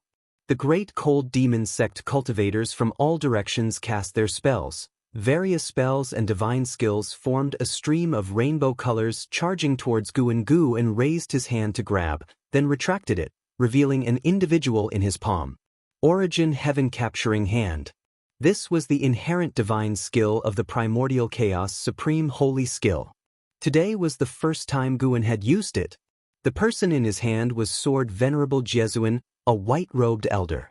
At this moment, Sword Venerable Jesuin's face was filled with fear and despair. Guan directly crushed him to dust. Then, taking up the Qinghong sword, he began the slaughter. Within the continent, an endless stream of cultivators rushed to the edge. When they saw the ocean, they all changed color. The fearsome black mist seemed as if it could devour everything between heaven and earth, giving one the feeling of an impending disaster. Anyone who saw it would be afraid. The black mist surged violently, as if countless demons were raging within. The morale on the side of the continent collapsed completely, with no one willing to fight. What they didn't know was that within the black mist, a large number of great cold demon sect cultivators were rushing in the same direction. The cultivators of the great cold demon sect had received the message. Someone had launched an assault on one side. All warriors were to immediately reinforce the Luo Tian star's immortal capturing formation. Rolling thunderclouds covered the sky, enveloping the entire continent. The sound of thunder was oppressively heavy. In the demon land, within a subsect of the supreme sect, Yi Lan stood on a pavilion, looking up at the sky, tightly clutching the white spirit sword in her hand. She felt no anomaly from within the white spirit sword, but her heart would not be at peace. "I hope we can safely get through this calamity," Yi Lan muttered to herself, praying secretly. Although she saw no hope of longevity, she didn't want life to end like this. She had so many things unfinished, so many places unvisited. She had yet to fulfill her promise with her senior brother. How could she be resigned to death? Beneath the thunderclouds, Nine-Fingered Divine Lord and Stealing the Five Elements stood shoulder to shoulder, unable to maintain composure, both unconsciously agape with faces full of shock. Not just them, but the continent cultivators felt the same. Newcomers slowed their flight speed due to the sights before them.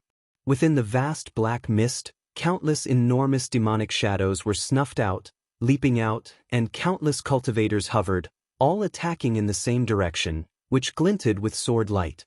Even though separated by a great distance, unable to see the specifics of the battle, everyone could sense a powerful sword intent.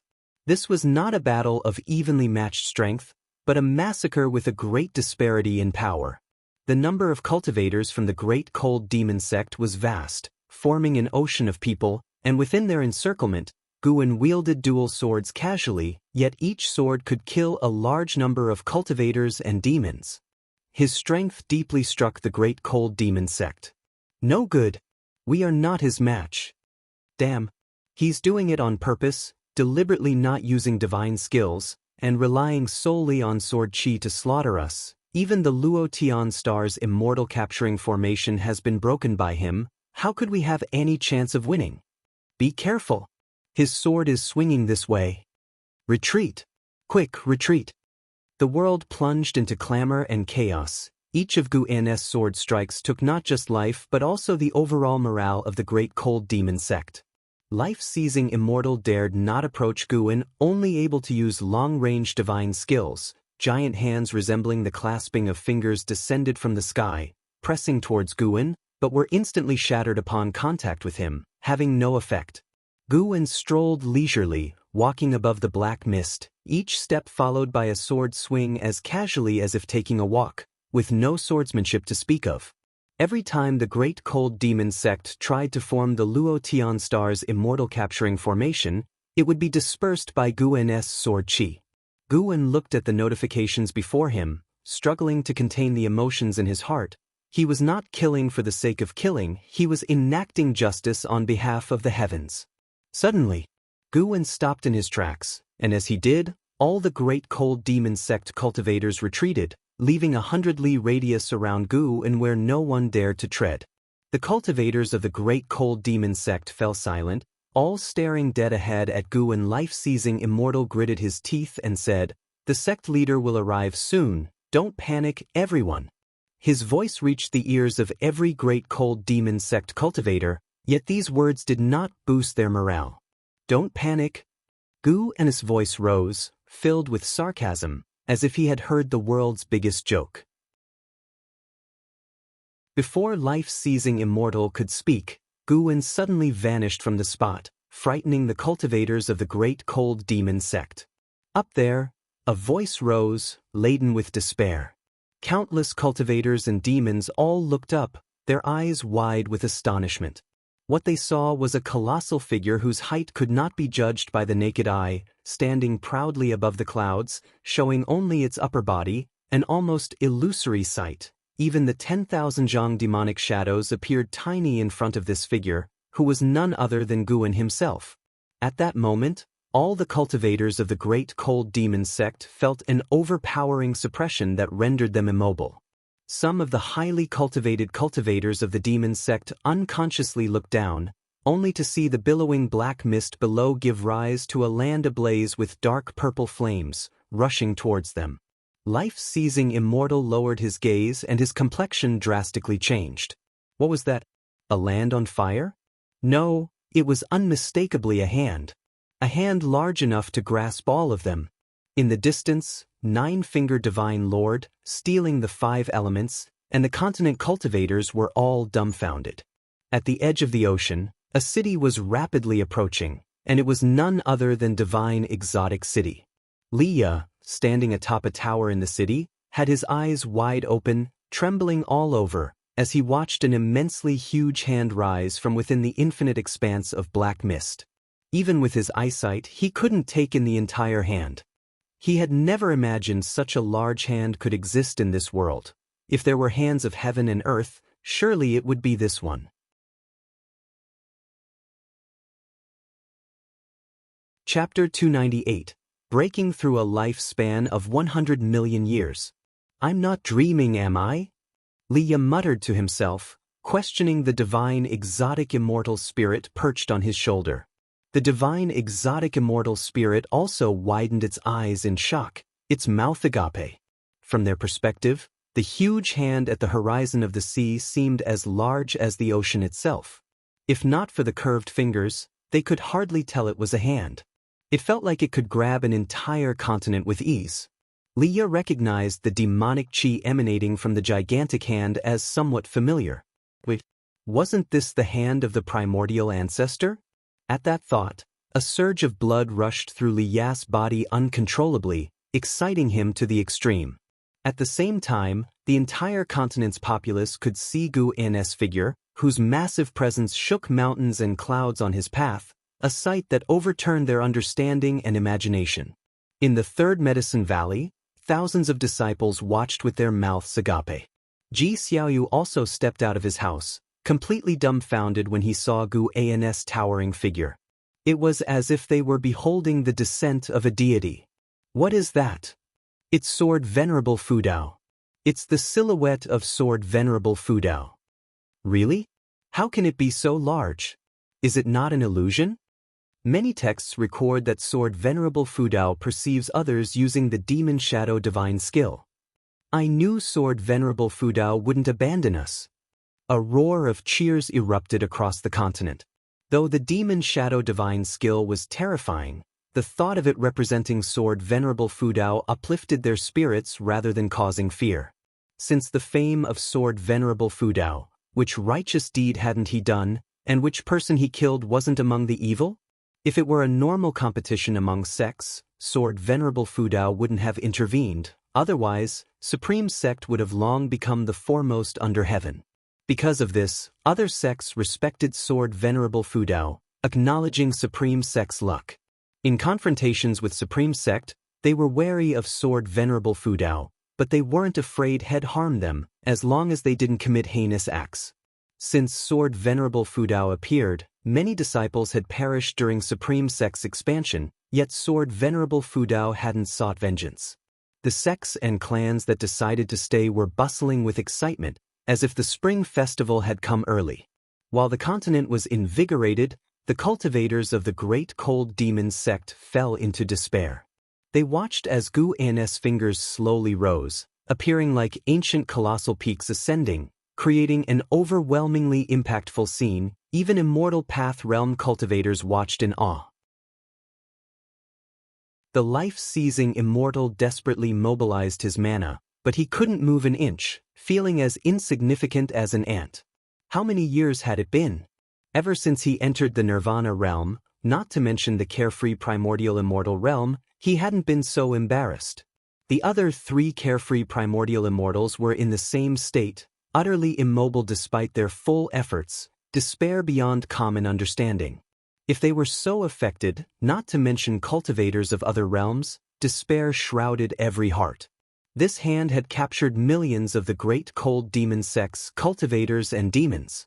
Those arriving cultivators from the Great Cold Demon sect, upon seeing this gigantic hand, fled in panic, throwing aside all their rules and consequences. Guan looked down at the Great Cold Demon sect cultivators and the demons they brought within his palm. He also hesitated. Killing too many would weigh on his conscience, and he worried it might bring greater troubles. But remembering the countless lives Bai Hong had slaughtered, his heart hardened. Such a wicked sect, if it's to be extinguished, so be it. If even this act brought divine retribution, then Guan would question what heaven really stood for. Once Guan's thoughts cleared, he suddenly clenched his hand. His palm was so huge that a simple clench stirred up a terrifying storm, unleashing waves sweeping toward the horizon. The fierce winds assaulted Divine Exotic City, forcing it to activate its city protection array immediately. Leah watched as the protective barrier around Divine Exotic City violently distorted. He couldn't concern himself with the safety of the city as he looked into the distance, trembling. The sight of that mighty clenched fist was simply too magnificent. He even doubted whether immortal cultivation could really reach such a mighty level. He wondered whether the primordial ancestor was born an immortal, a true immortal, not merely a mortal who had cultivated into one. As Guan clenched, the heaven and earth fell silent. The terrifying oppression that had engulfed the continent and the surrounding seas was gone. Despite the rolling thunderclouds above, the masses felt as though they had emerged from the clouds into clear skies. You successfully seized 1,228 years of lifespan from Bai Lai, Loose Immortal Realm, 7th layer. You successfully seized 493 years of lifespan from Qin Sushin, Nirvana Realm, 9th layer. You successfully seized 58 years of lifespan from the Sei Crossing Old Immortal, Nirvana Realm, 8th layer. You successfully seized 2,780 years of lifespan from Yunhai Tianjun, Wandering Immortal Realm, 5th layer. Alerts continuously popped up before Guan's eyes, and then he vanished, but his remaining image in the sky left the beings in awe. The black fog enveloping the sea swiftly dissipated, signifying the end of a massive calamity. Leah recovered his senses and quickly urged the divine exotic immortal spirit to head towards the mainland. In the distance, the master of divine exotic realms stood atop the thunderclouds, infinite divine exotic resentful ghosts behind him, all displaying faces of fear, many visibly trembling. Even degraded to divine exotic resentful ghosts, they still felt terror from the formidable being they had just witnessed. How could such an existence be defeated? Their fear was palpable, dreading the Realm Master might order an attack. Fortunately, as the formidable presence disappeared, the Realm Master did not issue the command. The Realm Master turned and said, "Back to the divine exotic realm." Gu En's strength filled him with ecstatic relief, though he restrained his emotions vigorously. Aligning with Zhang Buku was a move well played. As he turned, an unprecedented hope filled his heart. Gu En returned to Mystic Valley, feeling Jiang Qiong's restless presence in the 8 scenic caves. Her steps were brisk. He immediately headed towards the 8 scenic caves. As Gu En entered the cave pathway, Jiang Qiong's footsteps abruptly stopped. Meanwhile, the lifespan alerts continued to appear before Gu En's eyes. Not yet reaching the cave entrance, Gu En halted, his attention captured by 2 alerts. For the first time, your lifespan has breached 1 billion years, unlocking the Lifespan Samsara feature. Lifespan Samsara. Every 100 years, execute once, undergoing reincarnation evolution. The evolution will reflect into reality, each use consuming 10 million years of lifespan. All memories acquired during the reincarnation will be transferred into your mind as if you experienced them personally. The duration of the reincarnation evolution is limitless, entirely dependent on your karmic choices during the evolution. Integration of real-world memories requires only an ancient hour. You successfully seized 487 years of lifespan from Zhu Changming, Mahayana Realm, 9th layer, Lifespan Samsara. Seeing the 10 million year lifespan cost made Gu En feel it was a ripoff. But after reading the explanation, he suddenly thought it might not be so bad. If during the reincarnation evolution he lived long enough, the Taoist sorcery, divine skills, and understanding of the Tao achieved in one lifetime could potentially be worth more than 10 million years of lifespan. Of course, he might also not survive past 100 years, a huge loss of 10 million years of lifespan. This was a massive gamble. As Gu En pondered, Jiang Qiong's voice floated over, "What are you standing there for? Come in already." On hearing this, Gu En immediately strode forward. Tips indicating lifespan seizures continued. This series was a massive win. Gu En had originally planned to use high-rank medical herbs from an outer world cave to push his lifespan over 1 billion years, but inevitably, some would push their luck too far. Folks get cocky, but if the heavens don't act, then he would. As Gu En reached the base of the green vine tree, he couldn't help but laugh and cry. Jiang Qiong had dug a hole and placed a coffin inside. What was this? Planning to bury himself? Jiang Qiong pointed at the coffin. "Lie down here with me, it might help us avoid disaster." Gu En pretended to be reluctant. "Is this really necessary?" Jiang Qiong glared, swiftly came forward, and pushed him. If he hadn't suppressed his Taoist gang primal energy, Jiang Qiong might have been obliterated. Gu En had no choice but to lie down in the coffin. Jiang Qiong jumped in after him, forcibly pressing him down. Lying in the coffin, she swung her right hand, and the lid immediately covered them, plunging their vision into darkness. From the outside, the coffin began sinking into the earth, soon vanishing from sight. Confined in the cramped space of the coffin, Gu En and Jiang Qiong squeezed together. In that moment, Gu En's heart calmed. Massacring so many, even if all evil, his heart couldn't stay tranquil easily. Excessive killing bred malevolent energy, even a thrilling emotion of breaking free from moral shackles. He needed time to adjust. Now, lying in this darkness, his mood inexplicably steadied. Despite being in the dark, Gu En could still see his lifespan alerts. Jiang Qiong's body began to squirm. Her arm was soft, she seemed to feel too squeezed, constantly pressing against Gu En. Gu En couldn't help asking, "If the calamity doesn't strike, how long must we hide here before we can leave?" Being squeezed in the coffin with Jiang Qiong, he actually found it quite amusing, a completely novel experience for him. Hide for a few decades, at least until we get past the life-seizing immortal's 100-year mark. That long? No, I need to go back. There are disciples in the valley, I can't abandon them. Humph, don't even think about it. Now that you've already lain down, Don't think about leaving. As her words fell, Guwen felt his left hand grasped by hers. Her hand was cold, like a corpse's. Guwen tried to break free, but she held on tightly. Only after all the lifespan alerts had settled did Guwen come back to his senses. He hadn't checked his lifespan yet, planning to later enjoy the moment of unveiling his lifespan. He spoke up, "It's a bit uncomfortable squeezing like this, don't you think? Squeezing like this for decades, I'm afraid I might die." Jiang Qiong didn't respond but began to shift her body. Guwen stiffened instantly. Jiang Qiong actually lay on top of him, face to face. In the darkness, Guwen distinctly felt her breath was a bit agitated, though faint, not escaping his senses. Suddenly, Jiang Qiong's face pressed against Guwen's chest, and he could feel one of her legs rubbing against his shin. "This is bad. Things have gone too far." Guwen fake coughed. "Why are you so heavy?" Jiang Qiong's breathing hitched, then Guwen felt a hand land on his waist, fingers pinching his flesh.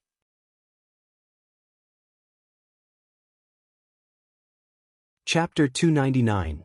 Terrifying Lifespan. "Kid, do you truly not know how to speak, or are you purposely trying to irritate me?" In the darkness, Jiang Qiong's voice resounded, somewhat grinding her teeth in frustration, but her hand did not forcefully pinch Guwen, it was merely a warning. Guwen, of course, had intentionally disrupted the atmosphere. He feigned a cough and began asking Jiang Qiong what she would like to do after the disaster was over. Jiang Qiong fell into silence, her limbs ceasing to move as she started to contemplate the question seriously. In truth, she had always been unclear about what she really wanted to do. She had done many things to become stronger, but when the apocalyptic disaster arrived, she felt that her actions were meaningless. Guwen did not disturb her, allowing her to think it over. However, the moment the silence settled, his mind began to wander. Pinned down by Jiang Qiong, Guwen could feel every part of her body pressing against him. How could he remain calm? At that moment, the plots of Green Hero Travelogue, Supreme Secret Records, Black Heroes Travelogue, and many others flashed through his mind. Suddenly he felt Jiang Qiong tremble slightly. He hurriedly shifted his thoughts to ponder what exactly lifespan samsara was. As his thoughts shifted, Jiang Qiong calmed down. She spoke up, "If we truly can survive this catastrophe, then I'll focus on developing the Juhua sect. I won't wander around anymore. I feel like all these years of running about haven't really counted for much." "That's good," Guwen replied, "to avoid any dangers." Jiang Qiong suddenly stretched out her hand, hugged Guwen tightly, and whispered softly, "The calamity of the ephemera sect left me without any relatives. You are now the only person I care about. Back when you first entered the 8 scenic caves, I was considering whether to kill you or not. Who would have thought that after so many years, you would become so important to me?" Hearing this, Guwen stiffened slightly and replied helplessly, "Is it that serious? I haven't been all that good to you. On the contrary, you've taught me quite a few spells." Setting aside the matter of Sword Venerable Fudao supporting Jiang Qiong, Guwen genuinely felt that his outward contributions to Jiang Qiong paled in comparison to what she had offered him. Many spells Jiang Qiong taught him, he still used to this day. She had also given him magic artifacts and heavenly treasures. "How can you say you haven't been good to me? You've managed the 8 scenic caves very well, and you've never betrayed me. Every time I've come back, you've taken good care of me. Affection isn't entirely about contributions. If you were stronger, you would definitely treat me even better, I understand that. And I felt right from our first meeting that you had the ability to kill me. You hid it well, but I knew not only that you didn't kill me, but also that you were obedient to me." Listening to Jiang Qiong, Guwen suddenly didn't know what to say. "Of course, you rascal, you are good to everyone. Everyone in the valley praises you," Jiang Qiong suddenly snorted. Hearing this, Guwen immediately said, "That's what makes me a scary talent, being good to everybody, making it hard to interpret my thoughts." "Yes, but you never ask others for returns, which means you genuinely care for those around you and aren't aiming for anything. Stop undermining yourself. I can feel whether you are genuine or not. Pretense cannot last long," Jiang Qiong said softly. Guwen, seemingly startled, said, "You're not thinking of exchanging vows, are you? That won't work. My junior sister and I plan to get married in the last 100 years of our lives." Jiang Qiong laughed and said, "The last 100 years? What if one of you lives longer?" "Whoever lives longer, it's still the same path to go down. The pursuit of immortal cultivation isn't about enduring love, but about eternal life. You certainly see it clearly." "Yes, so don't harbor any improper thoughts about me." "Why can't I?" At the Thousand Autumn Pavilion, it's common for one person to have multiple Taoist friends, and female cultivators can have many Taoist friends too, as long as she is strong enough. Now I am stronger than you, and you can't escape my grasp unless one day your cultivation surpasses mine." Jiang Qiong said proudly, her hand catching Gu An's face as she spoke. She suddenly began her offensive.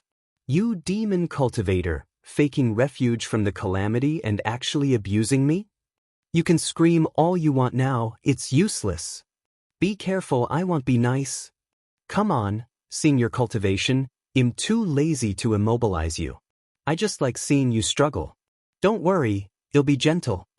Jiang Qiong laughed very proudly, grabbing Gu An's wrists with her hands, pinning him down. Then, Gu An felt something soft press on his face, beginning to explore around. Not good. This guy's gone wild. A thought crossed Gu An's mind, and the earth suddenly trembled. Jiang Qiong immediately stopped, not daring to move. Gu An breathed a sigh of relief, but just then, Jiang Qiong suddenly launched a sneak attack, catching him off guard. "Wait, it seems the disaster is over," Gu An suddenly said. "How can you be sure?" Jiang Qiong questioned. "Before finding you, I saw Sword Venerable Fudao make a move." "Oh, then you still came. It seems you also expected something to happen between us." "I just saw you were prepared and didn't want to waste our time. Let's go out and see." "Is that so?" "Really, let's go up. I'll think about it." Boom. Beneath the green vine tree, the earth stirred, and a coffin rose, its lid popping open, and Gu An immediately leaped out, then straightened his clothes. "Nearly lost my virginity. I can't let the over 200 years' worth of my preserved virginity be breached." Gu An secretly breathed a sigh of relief. Mouth is okay but can't leak vital energy. Jiang Qiong slowly climbed out of the coffin, her hair slightly disheveled, her clothes not neat. She raised her eyes to look at Gu An, giving him a seductive smile that caused him to quickly turn his head. "We should stop calling me martial master. After all, I forcefully took Cheng Xiandan as a disciple, and Cheng Xiandan took you with ulterior motives, so it's not a real lineage. No, you brat never even called me martial master. Really, all men are the same, it's just that you, kid, are reluctant yet compliant, guarding against something," Jiang Qiong said, glaring at Gu An. Gu An dropped a sentence and left. "I'm going to check the situation." He immediately slipped away. Jiang Qiong went to the edge of the pit, watching his retreating back. She licked her lips as if savoring something. When Gu An returned to the third Medicine Valley, the valley was still bustling with activity. Stealing the 5 Elements and 9-Fingered Divine Lord had also come back, standing together with Shinxinzi, separated by a restriction, discussing the formidable power of Sword Venerable Fudao, unable to contain their emotions. To suppress the entire Great Cold Demon sect with one hand was too exaggerated. It subverted everyone's understanding. For decades, the power of the Great Cold Demon sect had been deeply rooted in people's hearts. Only because of understanding the terror of the Great Cold Demon sect did everyone realize how incredibly powerful Sword Venerable Fudao was. Gu An looked up and saw a figure hovering above the great heavenly spirit land, watching the continent where Gu An was. The 9th layer of the carefree immortal realm. Although only one small realm higher than the Sword Venerable, the presence far surpassed the Sword Venerable, the gap enormous. Presumably, he was the master of the Great Cold Demon sect. At this moment, this master only dared to watch from a distance, not daring to come down. Gu An also saw those fleeing cultivators of the Great Cold Demon sect disperse like monkeys scattering from a fallen tree, already completely devoid of will to fight. He did not continue to pursue the kill, one reason being that the remaining cultivators were not as powerful as those he had suppressed, And another being he felt many presences approaching, even the presence of divine immortal of wondrous Dharma. Yes, definitely the divine immortal of wondrous Dharma. However, the person did not come with malice, and the direction was exactly where the Holy Land of Holy Court was located. Now that the Holy Court had appeared, it would not be appropriate for him to continue the chase. Next, it would be seen what stance the Holy Court took. Guan brought up his attribute panel. Name, Guan, lifespan, 210/790, 407, 832, physique, primordial karmic body, cultivation level, divine immortal of wondrous Dharma realm, 9th layer, 790 million years of lifespan. Guan suddenly felt like cursing. That was too awesome. The guilt from the killing faded instantly. Besides, he had not killed indiscriminately, he was executing justice on heaven's behalf, ultimately for the people. Finally, he could fully upgrade. Guan grinned. Very close to 1 billion now, should he wait a bit longer? Forget it, damn it, just 100 million years, he had to wait a long time. How much longer for the remaining 200 million years? Look for a chance to break through. And it was a comprehensive upgrade. Heart surging with excitement, Guan even felt like trying out a 10 million year lifespan samsara just to see what it was. He walked towards the pavilion clusters, shouting with mana. Today, to thank Sword Venerable Fudao for resolving the calamity, let's celebrate tonight. Consider it a holiday, deacons get moving. His voice spread throughout Medicine Valley. Achieving this feat with core formation realm cultivation was not difficult, and soon, various cheers rose within the valley. When Guan reached his own pavilion, Ji Xiaoyu came up to him indicating with her eyes. They both went upstairs and closed the door. I think Sword Venerable Fudao's silhouette seemed familiar. Ji Xiaoyu said seriously, causing Guan's heart to tremble. What did that mean? Could she have linked it to me? Guan immediately became uneasy. A supreme power who suppressed the great cold demon sect spooked by a core formation realm cultivator. He asked with a frown, could it be that Sword Venerable Fudao originates from the Ji family? Ji Xiaoyu shook her head. No, I saw him in a dream, it must have been a scene from a past life. Hearing this, Guan breathed a sigh of relief, but his brows furrowed even deeper. Today's battle was an eye-opener. I suddenly feel that I can't die too early in this life. I need to follow in the footsteps of Sword Venerable Fudao. Ji Xiaoyu spoke again, her face full of admiration. Chase after Sword Venerable Fudao? He was divine immortal of wondrous Dharma realm, 9th layer. Guan didn't discourage Ji Xiaoyu. What if she really could achieve it? He started motivating Ji Xiaoyu. They chatted for a while before Ji Xiaoyu finally left. But when she reached the door, she stopped, turned back to look at Guan and said, the scent of a woman on you is stronger now. It's still the same woman as last time. You two must have entangled a bit, although you don't seem to have leaked any essence. After that, she pushed the door open and left without closing it. Guan stood there puzzled. How did she figure that out? What kind of divine skill was that, or was it a talent? Guan didn't dwell on it. Living another life, he planned to be carefree and at ease. Why worry too much? Just follow his heart. He started waiting for that divine immortal of wondrous Dharma to leave, as long as the person didn't mess around, and once they left, he would find a place to break through.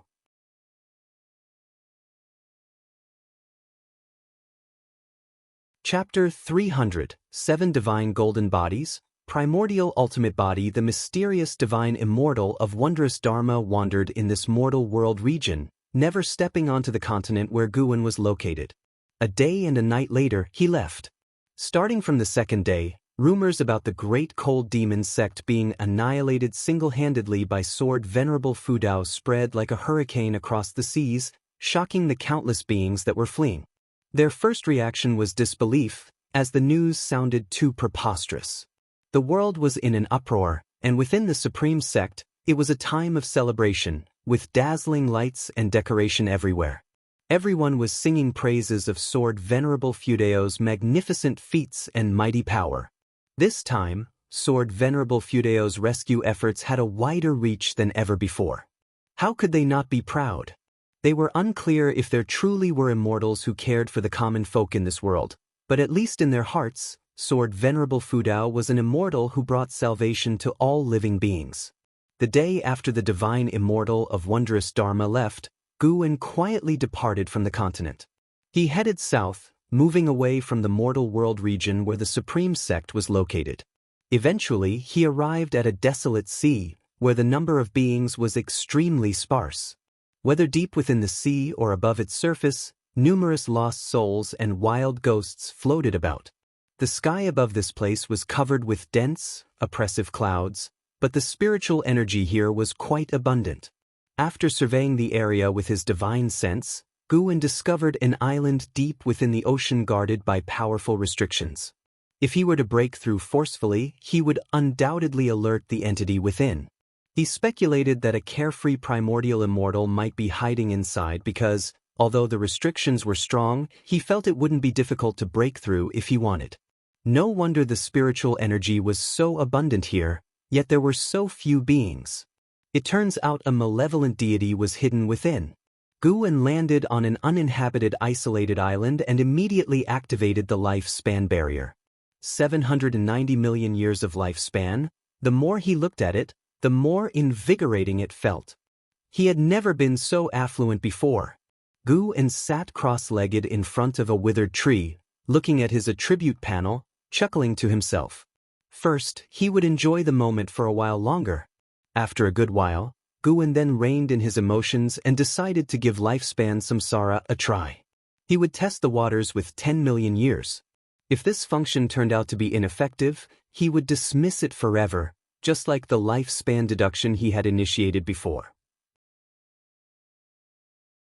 You have spent 10 million years of lifespan to trigger one reincarnation evolution, beginning connection to Tao rules, searching for reincarnation heaven and earth. You have the following heaven and earth options, choose any one. 1. Great Heavenly Spirit Land. 2. Dark Great Heaven and Earth. 3. The Great Multiverse. There's even a Great Heavenly Spirit Land? Guan thought if the reincarnation evolution reflected reality, could it be that it's not just memory fusion, but it could also affect reality itself? He wasn't sure, so after some thought, he decided not to choose the Great Heavenly Spirit Land, to avoid any potential issues. He was drawn to the Dark Great Heaven and Earth. The name sounded well suited for his life-stealing ability. Since it was reincarnation evolution, perhaps he would still possess his current golden finger. That's the one. Dark Great Heaven and Earth. You choose to reincarnate into the Dark Great Heaven and Earth. Considering that the Tao rules of this world cannot conceal your talent, you will retain the life-stealing ability, but cannot unlock stage-specific functions. Reincarnation evolution begins. In the first year, you were born in a village in the East Profound Domain, and your parents named you Chu Lu. At the age of 7, you accidentally pulled up a spirit grass in the mountains, stealing 8 years of lifespan, marking a turning point in your destiny. At the age of 8, you took an immortal cultivator as a master and traveled the world with him. At 15, you encountered a cultivator robbery. To protect you, your master died. You harbored a grudge, hid in the mountains, and began to accumulate lifespan. By 18, you evolved your cultivation level to the nascent soul realm through lifespan evolution, and you began your revenge. At 19, you infiltrated the residence of your enemies, killing everyone until only one person remained, a girl. Seeing her fearful demeanor, you felt some reluctance and struggled internally. Do you choose to execute her? The prompt stopped here. Guan paused for a moment, choosing not to execute her. Joking aside, with his life-stealing ability, he certainly wouldn't be hunted by this girl. You spared the girl, Qing Jialan, and resumed your path of immortal cultivation. Seeing this prompt, Guan smiled. This girl, like his junior sister, also had Lan in her name.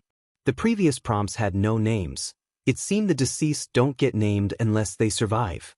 Hold on, his parents and master were initially alive as well, but they were not named. He suddenly had a bad feeling. Could it be that this Qing Jialan would live a long time? At 20, you joined the Tai sect, and with your exceptional cultivation level and talent, you became a direct disciple, making a name for yourself within the sect. At 21, you utilized the lifespan deduction cultivation technique to master the 7 hearts technique. At 22, jealous of you, the sect leader's son ambushed you while you were on a mission, surrounding you with his people. You executed all his followers, leaving only the sect leader's son alive. He knelt before you, begging for mercy, and you hesitated. Do you choose to execute him? Kill. Guan didn't hesitate, and the prompt continued to appear. Killing men and sparing women? Seems like there's something wrong with the standard, huh? Guan criticized himself internally. Subsequently, the him in the reincarnation returned to the Tai sect, faced continuous strife and enmity, and he always chose to kill, since it was others who provoked him. Killing led to the unveiling of secrets, and he was pursued by the Tai sect and even placed on a wanted list. After that, almost every year, he was embroiled in battles, sometimes several times within a year. Once, Guan chose to save a wounded cultivator he encountered by chance, only for that person to summon a large group of cultivators to ambush him, intending to seize the magic artifact in his possession. Angered, Guan's killing intent intensified. One betrayal after another, jealousy, and feuds kept unfolding. What an impressive turn of events. Indeed, this was the dark great heaven and earth, and the world seemed excessively grim. Over the first 50 years, Guan encountered not a single kind-hearted cultivator. He was fighting alone the entire time. The most distressing part for him was that, in order to get back at him, his enemies extracted the souls of his family still in the mountain village and refined them into resentful ghosts to be embedded in ghost devices. Furious, Guan became even more ruthless in his subsequent choices, always responding to killing with killing. His lifespan accumulated rapidly, and by 50, he had reached the cultivation level of loose immortal realm, becoming the East Profound Domain's killing god. At the age of 65, you encountered the girl you once spared, Qing Jialan.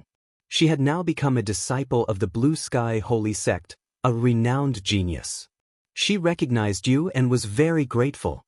You were moved by her attitude. At 66, pursued by Qing Jialan, you both became Taoist friends. At 67, Qing Jialan gave birth to a son and a daughter for you, and you cherished her even more. At 68, while you were cultivating, a wandering carefree primordial immortal from the Blue Sky Holy Sect descended. He was known as the Black Profound Emperor and crushed you to death. Reincarnation ends. What? It's over already? Guan nearly spit blood. For 10 million years of lifespan, he only got 68 years of life? Black Profound Emperor. Okay, very good. Without giving Guan time to ponder more, a vast array of memories flooded his mind, the life of Chu Lu, as if he had experienced it himself. However, since it was reincarnation evolution, he didn't feel the length during the assimilation process. It was like recalling past memories, recalling some experiences, a rather peculiar sensation. Although he only lived for 68 years in this life, Chu Lu improved a cultivation technique over his lifetime, and even evolved it into a divine skill that caused a sensation in both the past and the present. Developed from the Seven Hearts technique after numerous enhancements, it is now known as the 7 Divine Gold Bodies. 7 Divine Gold Bodies with an inherent cultivation technique.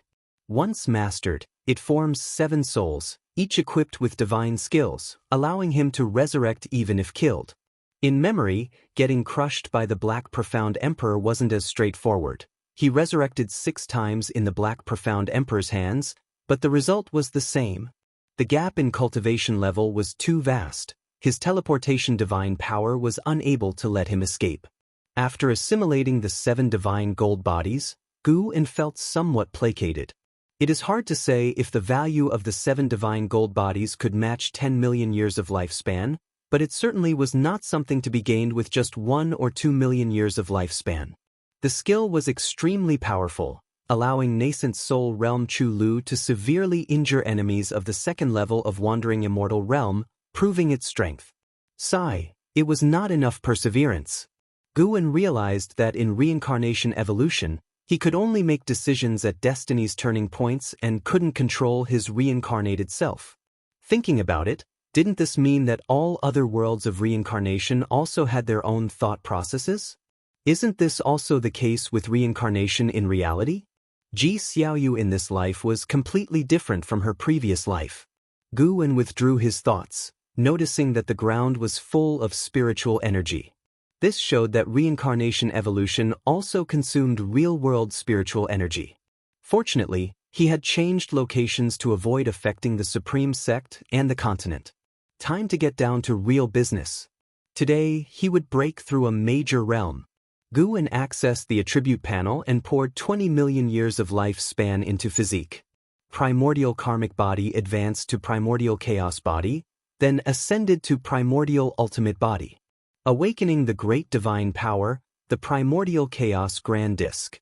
This divine skill was an amalgamation of attack, defense, and sealing abilities, larger and more formidable than regular heaven and earth rules, possessing the might to crush heaven and earth rules.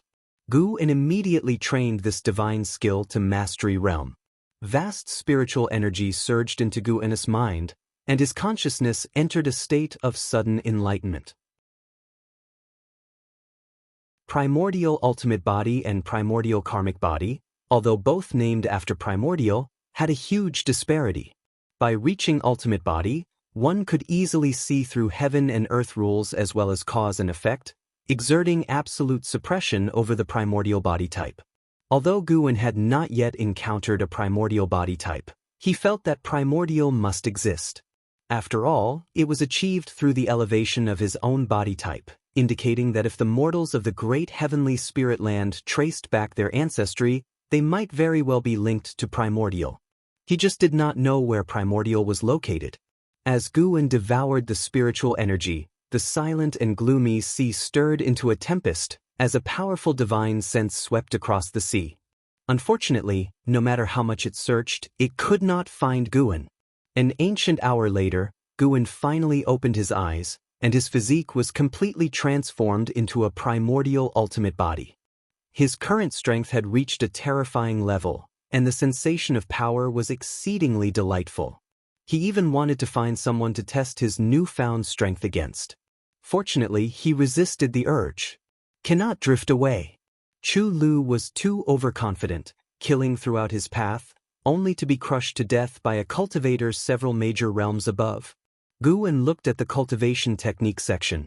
Primordial chaos, supreme holy skill, and all things form and energy art were each worth 20 million years of lifespan. The reason he only used 20 million years of lifespan was that he started to covet the function that would unlock with 1 billion years of lifespan.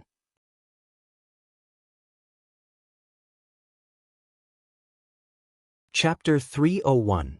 Breakthrough to the 9th layer of the Tao Void Mysterious Immortal Realm. In the next ancient hour, Guin enhanced the primordial chaos supreme holy skill to the great accomplishment of infinite primordial creation, and yet, 20 million years of lifespan only advanced him by one level, luckily reaching the peak of perfection. At the same time, he awakened the divine skill, unlimited avatars. Every element of the 5 elements spiritual energy could turn into an avatar. This divine skill's combat power wasn't particularly outstanding as it manifested in quantity, since the 5 elements spiritual energy existed everywhere. He continued to advance. The all things form and energy art was elevated to the chaotic myriad forms freedom technique, and then further to the Tao Void mysterious divine thought skill. Similarly costing 20 million years of lifespan, no new divine skills were awakened, but the technique itself was a divine skill. The Tao Void mysterious divine thought skill, once mastered, would not be restricted by rules. With a mere thought he could suppress cultivation level, breath, appearance, and everything else, making them unperceivable to others. With this technique, there was no need for Guin to use transformation techniques. Of course, what he valued most was its marvelous effect in hiding cultivation level and breath. In the reincarnation evolution, Chu Lu died quickly exactly because he lacked this technique. Of course, trusting Qing Jialan also played a part. After Guin passed on the Tao Void mysterious divine thought skill, another ancient hour had passed. Next was the promotion of the boundless heaven-constricting sword to the eternal boundless divine sword. The limitless freedom step was finally elevated to the stepping path of ages step, a technique that allowed time reversal within a specific range of each footstep, transforming all things from death to life, from life to null. Of course, This stepping technique couldn't aid in achieving immortality since it had limitations and was primarily used for combat. The 9 extremes yin-yang body was finally advanced to the Tao of transcending void body. Guwen also enhanced the soul-capturing skill, promoting it to the great imprisoned soul immortal technique, consuming 5 million years of lifespan. The previous 3 ultimate skills and divine skills each consumed 20 million years of lifespan, totaling 65 million years of lifespan. Adding the physique and cultivation technique, Guwen had already spent 105 million years of lifespan. The consumption from the lifespan barrier was also a significant figure. Even without breaking through, he felt invincible at this moment. But he needed to be cautious. He must break through. Guwen reopened the attribute panel, focusing his gaze on the cultivation level column. At this moment, the entire ocean was experiencing a violent storm, with endless towering waves, as the divine sense of a carefree primordial immortal frantically scanned the area. Guwen didn't mind since the area was mostly inhabited by lost souls and wild ghosts who wandered the mortal world, suffering from the rejection of the heaven and earth rules. He hesitated for a moment, then decided to invest 5 million years of his lifespan.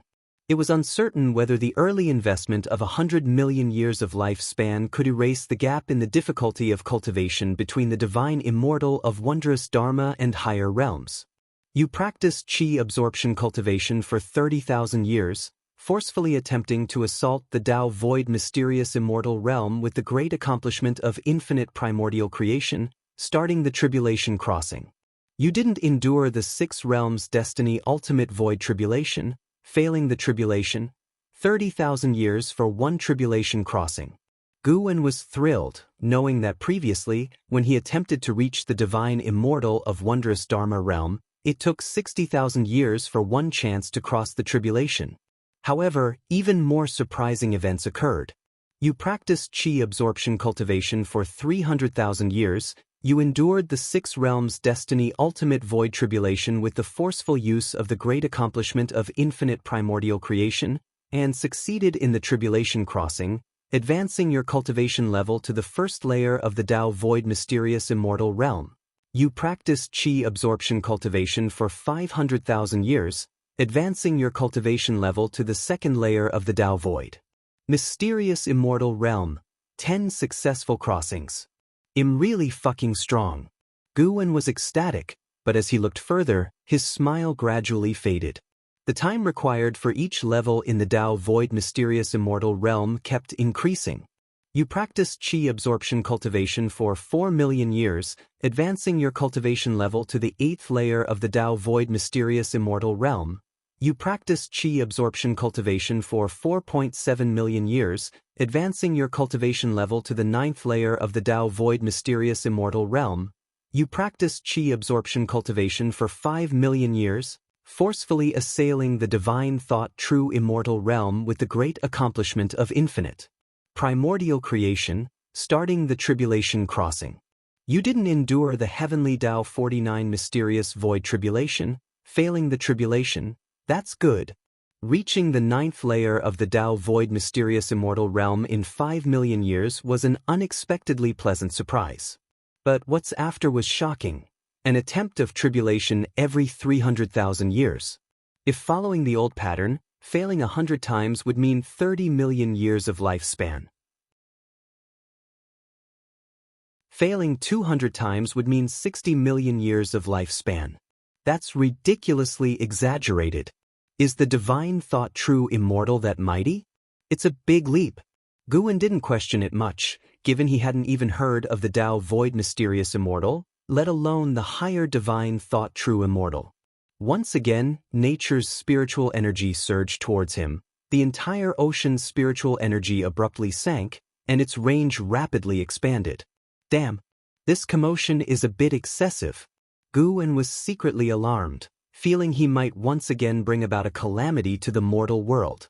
The vast amounts of spiritual energy required to transition from the 9th layer of the divine immortal of wondrous Dharma to the 9th layer of the Tao void mysterious immortal far exceeded Guwen's imagination. However, He could judge the resources of the great heavenly spirit land through this disturbance. If his breakthrough affected the entire great heavenly spirit land, it would indicate that the Tao Void mysterious realm cultivators in the great heavenly spirit land were few and far between.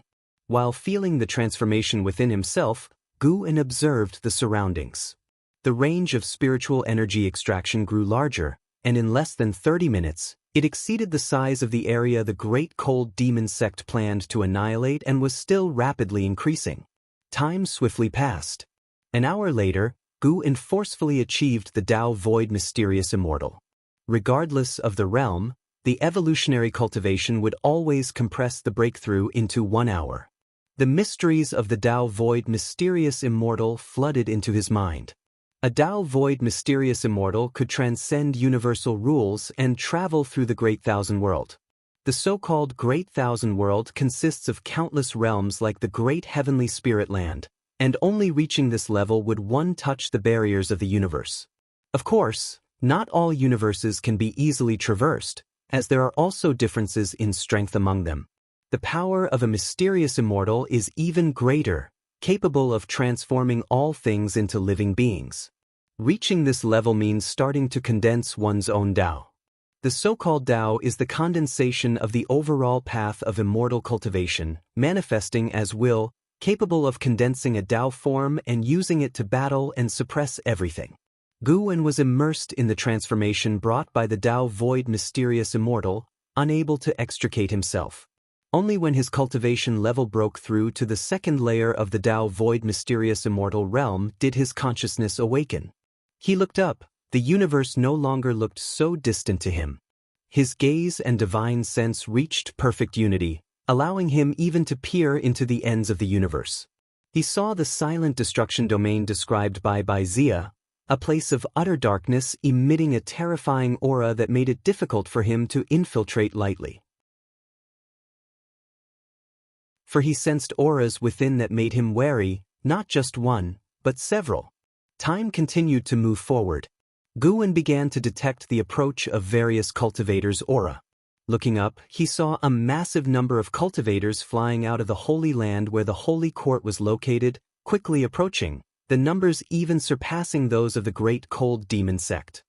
His breakthrough had indeed alarmed the Holy Court.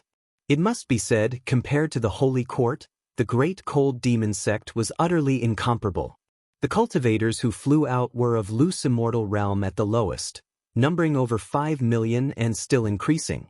More than 5 million loose immortals. What an exaggeration.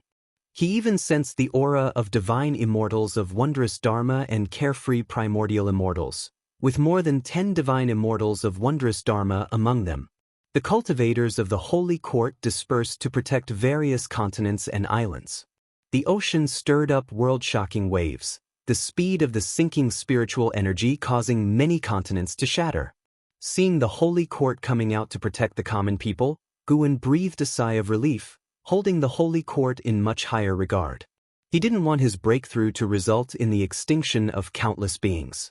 It seems the support of the Great Cold Demon Sect by the Holy Court was only the will of that Holy King. If the Holy Court became his enemy in the future, regardless of the animosity, simply for today's actions of the Holy Court, he wouldn't thoroughly exterminate them. Of course, it would be even better if he could establish friendly relations with the Holy Court. Cultivation doesn't have to be all about fighting and killing. The benefits derived from slaughtering the Great Cold Demon Sect were indeed massive, but it also attracted much wariness. Look now, the battle just ended, and divine immortals of wondrous Dharma have shown up, a realm previously unheard of. If he became too arrogant and a more terrifying existence than the divine thought true immortal appeared and slapped him to death with one palm, what could he do? The experience of Chu Lu was a lesson. Of course, more of Chu Lu's death was due to trusting the wrong person. Guan couldn't help but curse at him. How dare you marry into the family of someone you killed? Although initially, Chu Lu was the victim, he should have stayed away from Qing Jialan. With the Holy Court taking action, Guan felt even more at ease. He began to focus on enjoying the transformation of the Tao Void Mysterious Immortal. Reaching the 9th layer of the Tao Void Mysterious Immortal realm, What could the Holy King behind the great cold demon sect do to him? If that Holy King was also a Tao void mysterious immortal, then Guan would fight with all his might to achieve another breakthrough.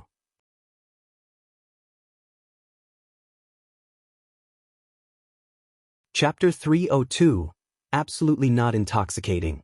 Under the cloak of night, the vast ocean was riddled with shadows of great cultivators flitting by, and many sea monsters leaped out of the water, making the night all the more terrifying. The isolated island where Guan was situated was surrounded by terrifying waves, which could engulf it at any moment. Yet, he was still waiting for the breakthrough to conclude. The amount of spiritual energy needed for each minor realm within the Tao void mysterious immortal realm far exceeded that for breakthroughs in previous major realms. Guan had been observing the outside world, for he wanted to know the impact of this breakthrough on the great heavenly spirit land. By now, the range of the descending spiritual energy had become enormously exaggerated. However, in comparison to the entire great heavenly spirit land, it was still not sufficient to shake the whole. The great heavenly spirit land was far too vast. Even though Guan could now see beyond the heavens, he could not overlook the vastness within the great heavenly spirit land. As time elapsed, more and more great cultivators arrived to protect the oceans from all corners, and even sects that Guan previously dared not spy upon sent out great cultivators. Even the dynasty populated entirely by heavenly spirit life forms had sent people out. Guan suddenly discovered an interesting point. The immortal spirit dynasty and the holy court were situated on opposite sides of the great heavenly spirit land, as distant from each other as possible, giving a clear demarcation. He would have to find an opportunity to learn about the immortal spirit dynasty from Baizia next time. Guan saw that apart from this stretch of the ocean, the continents and islands and other seas were all protected by great cultivators, even floating in the air near the continent where the supreme sect was located, holding back the waves. The holy court's efficiency was truly formidable. It could offer swift protection to the common people within a short period of time, truly worthy of its name. It is worth mentioning that the carefree primordial immortal of this ocean region had been the target of a manhunt. He was besieged by several other carefree primordial immortals and had already fled to outer heaven. Guan couldn't help but mourn him silently. My sin, my sin. Although the other party became involved because of him, Guan had no choice. He had to break through. Going anywhere would attract attention. Going to outer heaven would attract at least those at the heaven and earth flying immortal realm, which would be far too dangerous. However, considering the current commotion, Guan's next breakthrough would have to take place outside of heaven. Although outer heaven was dangerous, Tao void mysterious immortal was not weak. Guan had already seen the words, divine thought true immortal, and had a vast lifespan. He couldn't feel at ease without reaching the 9th layer of divine thought true immortal. He would have to control his next breakthrough a bit more. Reaching the 9th layer, he would have to restrain himself and not prematurely peer into the name of the next realm, lest his heart itch with curiosity. Guan thought silently to himself. The anomalies above the ocean had not affected outer heaven. The moon set and the sun rose. When morning arrived, the turmoil of spiritual energy over the ocean gradually returned to calm. Guan had finally reached the 9th level of Tao void mysterious immortal. He slowly opened his eyes, and the golden patterns on his forehead shone with an illusory vertical golden eye. The pupil of the primordial divine eye was gradually turning black, then deep gray, making this vertical eye all the more terrifying and oppressive. With a thought, Guan caused the primordial divine eye to disappear. He slowly stood up. Without taking a step, his figure vanished on the spot from the island. Almost instantaneously, he arrived within the Nianchu cave of Heavenly Phoenix Mountain. Tian Yaoer, Tian Qing, and Tian Bai were all immersed in cultivation. The cave was quiet, save for the sound of dripping water, exuding a profound serenity. Guan clapped his hands, and the 3 demons awoke. They quickly came out of the house and upon seeing Guan, were overjoyed and rushed to meet him. Master, what exactly happened outside these past 2 days? Yes, indeed, such a terrifying aura came through. Master, are you all right? The 3 demons chattered excitedly, their questions buzzing with enthusiasm. Guwen felt a pang of guilt. He should have visited sooner. Instead, he had let them worry for so long. "Come on, let's go to the outer world cave," Guwen called out, then took the 3 demons away with him. Along the way, the 3 demons talked incessantly, and Guwen did not hide anything from them, recounting the calamities they encountered outside. Divine exotic resentful ghosts, divine exotic ghost kings, the great cold demon sect, the heavenly fire catastrophe, and more. All of these stories made them tremble with fear. But hearing from Guwen that the calamity had passed, they finally breathed a sigh of relief. They began to wonder who had resolved the calamity. Guwen said even he wasn't sure. When they arrived at the outer world cave, Guwen raised his hand. Countless storage bags, storage rings, and storage dharma artifacts flew out of his sleeves and piled up on the open ground. The 3 demons were stunned. Tian Yaoer couldn't help but ask, "Why are there so many?" Guwen didn't answer. After piling the collected storage dharma artifacts into a mountain, he swept over them with his divine sense, dispelling all restrictions. In an instant, he obliterated anything that might be harmful. "I entrust these to you." On ordinary days, refrain from touching them to avoid attracting powerful beings, Guwen warned them. In truth, no matter how much they handled them, they wouldn't attract other cultivators. He was only worried they might accidentally harm themselves. The 3 demons nodded blankly, still not fully grasping the situation. Guwen didn't explain further and disappeared on the spot.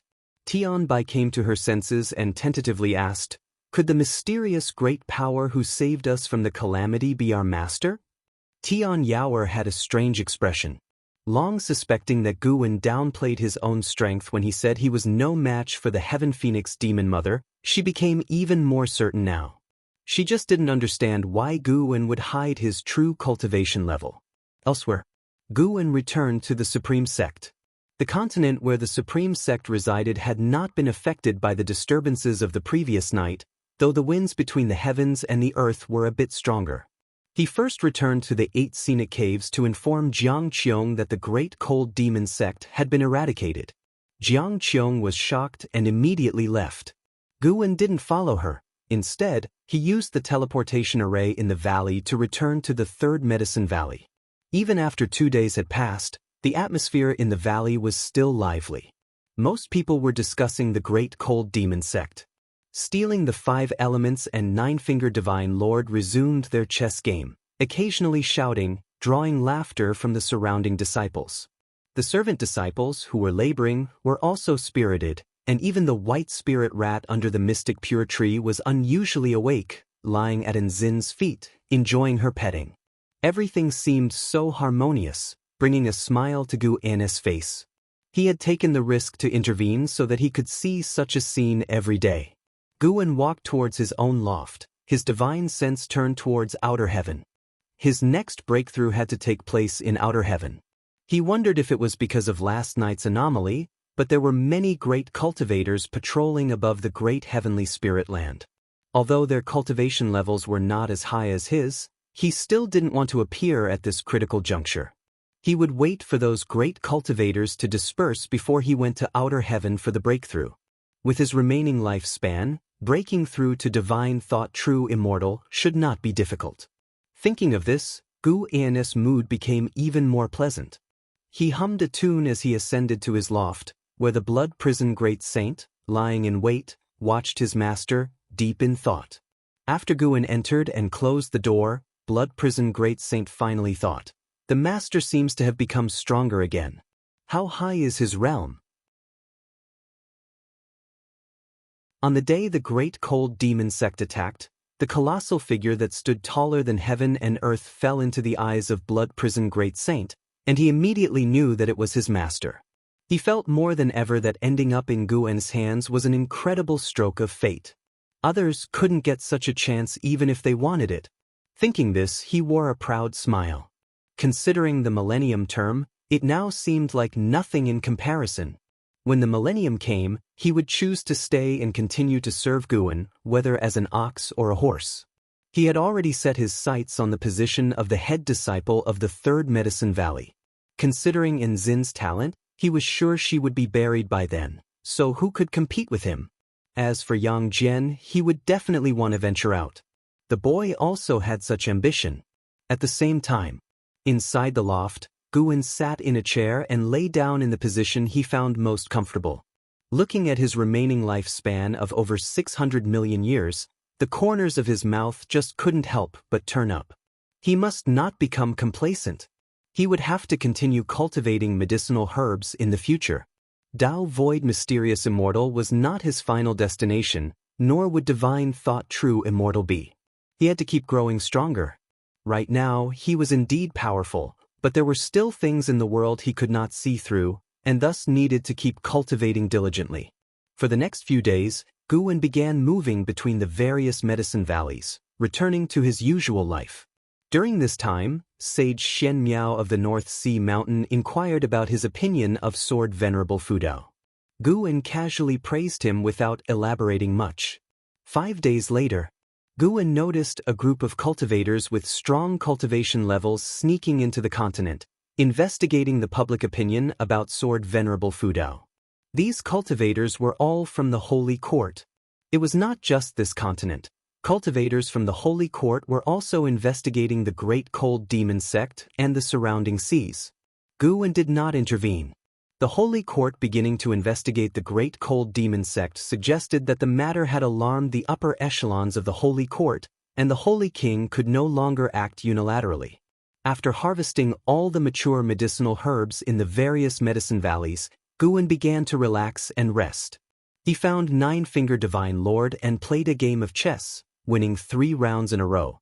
Stealing the 5 Elements became interested and wanted to play as well. Starting from Gu An's first move, an hour later, Guwen stood up, holding the 7 Stars mirror as a fan, strutting off in a superior manner. Stealing the 5 Elements sat stunned on the stone stool, gazing at the chessboard, utterly lost in thought. The surrounding disciples were thrilled, all praising Guwen.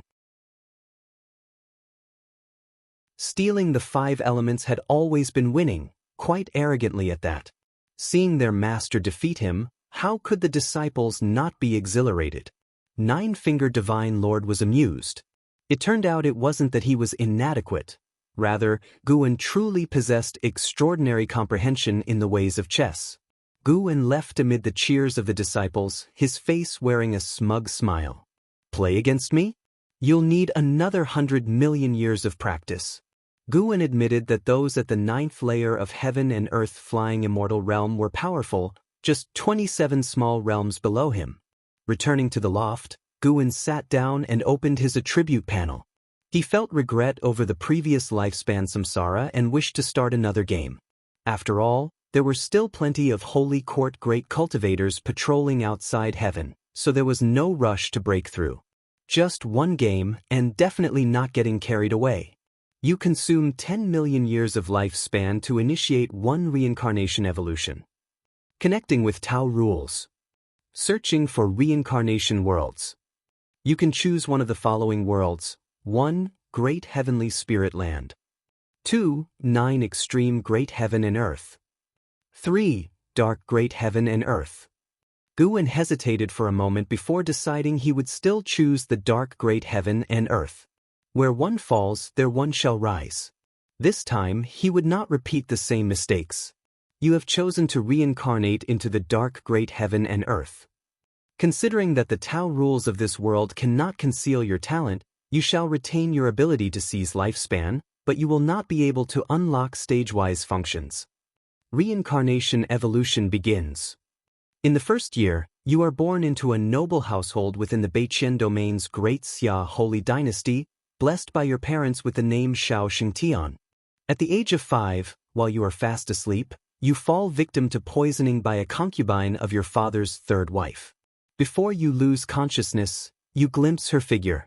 Fortunately, your mother discovers you in time, allowing for your rescue.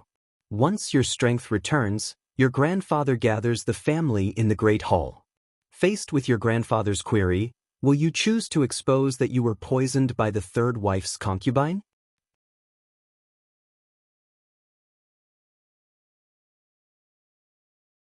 Chapter 303 Fighting Will. Gu-n's hostility seeing the prompt of reincarnation evolution, Gu-n hesitated. If it had been earlier, he would have definitely chosen to expose the crimes of the third concubine to seek justice for himself, but Chu Lu's short life had left him with a psychological shadow. Although lifespan samsara was just an evolution and would not harm his original self, he was toying with 10 million years of lifespan. Moreover, the prompt was brief, and he couldn't analyze the specifics of the situation or understand the background of the third concubine. What if exposing her would bring about a deadly disaster? Forget it, he should endure it for now. Although it was a grieving, it wasn't something he personally experienced. You choose to reveal you were poisoned by the third concubine. A turmoil in the Shao Kingdom's mansion thus resolved. At the age of 8, you began to practice swordsmanship and accidentally cut a spirit grass during the process, claiming 8 years of lifespan and marking a turning point in your life of immortal cultivation. At 12, thanks to lifespan evolution, your cultivation level broke through to the nascent soul realm. At 17, the Great Ming dynasty was besieged by 3 dynasties, the lands shattered, and you followed the Shao family's southward migration, continuously encountering attacks and fierce battles, and your lifespan grew quickly.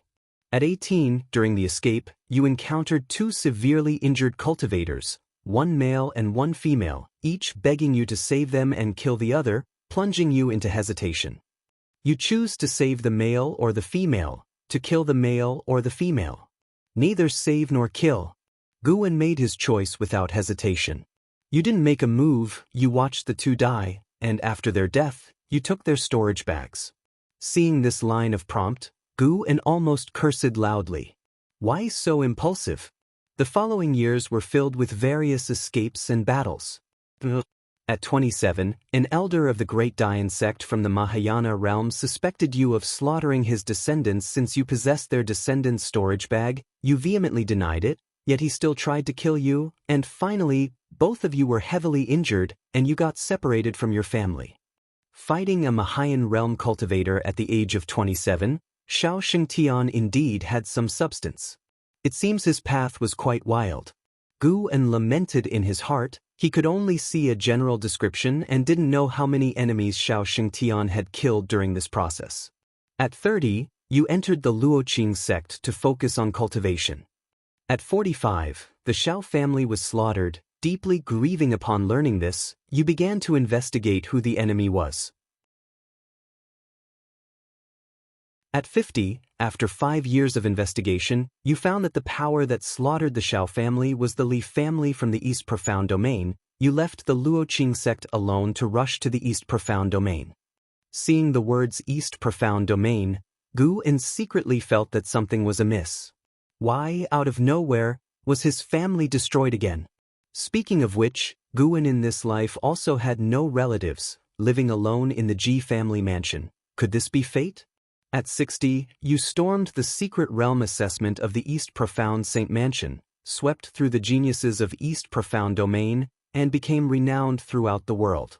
At 70, you cultivated the Heavenly Gang Holy Body in the East Profound Saint Mansion. The mansion master favored you greatly, wishing to betroth his youngest daughter to you, whether you accept. Do not accept. You refused the mansion master's goodwill. He then took you as a disciple, and you received great cultivation resources from the East Profound Saint Mansion. Gu-n smiled when he saw this. That's more like it. The following life was filled with various cultivations. Shao Xingtian continually enhanced his physique, cultivation technique, and divine skills. His choices were limited, focusing on only one method of each type. Years swiftly passed. At 137, you participated in the holy competitions of the 5 domains. With an overwhelmingly dominant appearance, you claimed the title of the strongest prodigy of the era, and the name of the Heavenly Gang Holy Body spread across the great heaven and earth. At 138, you encountered a cultivator from the Li family during an externship. Due to a deep-seated hatred, you erupted into conflict with the Li family, encountering a mysterious carefree primordial immortal who intervened and nearly killed you. Fortunately, a cultivator named Hanging Pot saved you when you were severely injured. At 139, before your injuries fully healed, the Li family attacked again, vowing to annihilate you. Hanging Pot consumed his true yuan. using a great divine power to shift you and his children into a space-time rift. The three of you fell into the Dark Continent. At 140, Hanging Pot's son couldn't withstand the invasion of dark powers, ultimately perishing, his soul turning into a dark undead and disappearing, and you took his sister to search for him. At 142, the two of you failed to escape the Dark Continent. Hanging Pot's daughter also turned into a dark undead. You, enraged, began slaughtering the dark undead of the Dark Continent. At 143, you encountered the Black Profound Emperor from the Tao Void Mysterious Immortal Realm, who extinguished your soul. Reincarnation ends. What? Damn Black Profound Emperor again. How did he reach the Tao Void Mysterious Immortal Realm this time? Gu's eyes widened, his anger uncontainable. If the Black Profound Emperor had the ability to anticipate lifespan, he would have already sensed the intense hostility from Guan. This guy had been squatting on him for 2 lifetimes. How could he bear it? Guan immediately vanished inside the room and teleported to the ocean floor of another world. Then he activated the lifespan barrier. A surge of vast memories rushed into his mind. An hour later, Guan opened his eyes, his face showing complex emotions. Xiao Shengshen's life was more splendid than Chu Lu's, advancing triumphantly, enjoying life fiercely with gratitude and resentment, possessing the fame of the strongest talent of the contemporary era, and he also encountered many beautiful women. Regrettably, he still died.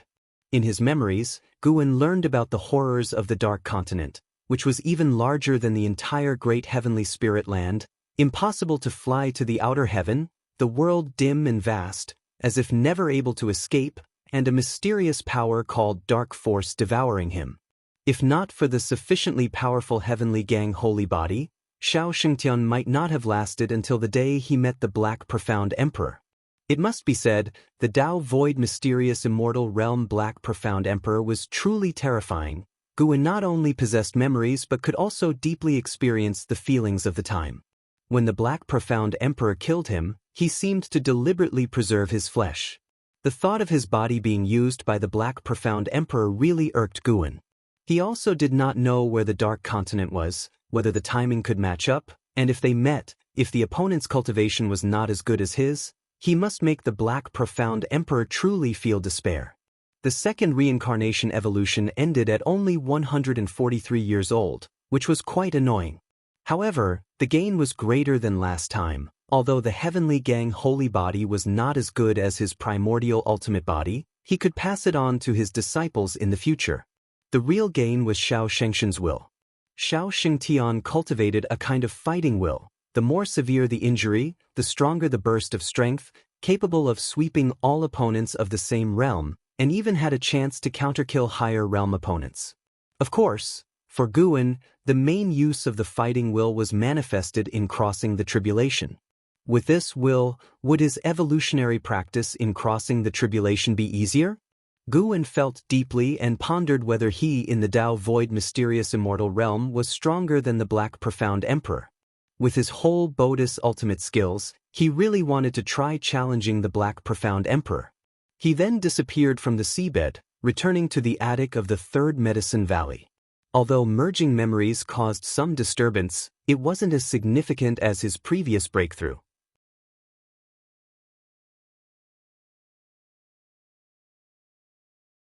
There were still survivors from the Great Cold Demon Sect, but they were like scattered monkeys after a tree falls, many enemies kicking them while down. Bai Zia was very curious about Sword Venerable Fudao, asking Guan when this person had emerged. Guan then said he was in seclusion before, also unsure when Sword Venerable Fudao appeared. The two talked for a long time, and the conversation was mostly Guan asking questions and Bai Zia patiently answering. An hour later, Guan suddenly asked, "Taoist friend Bai, have you ever heard of the Dark Continent?"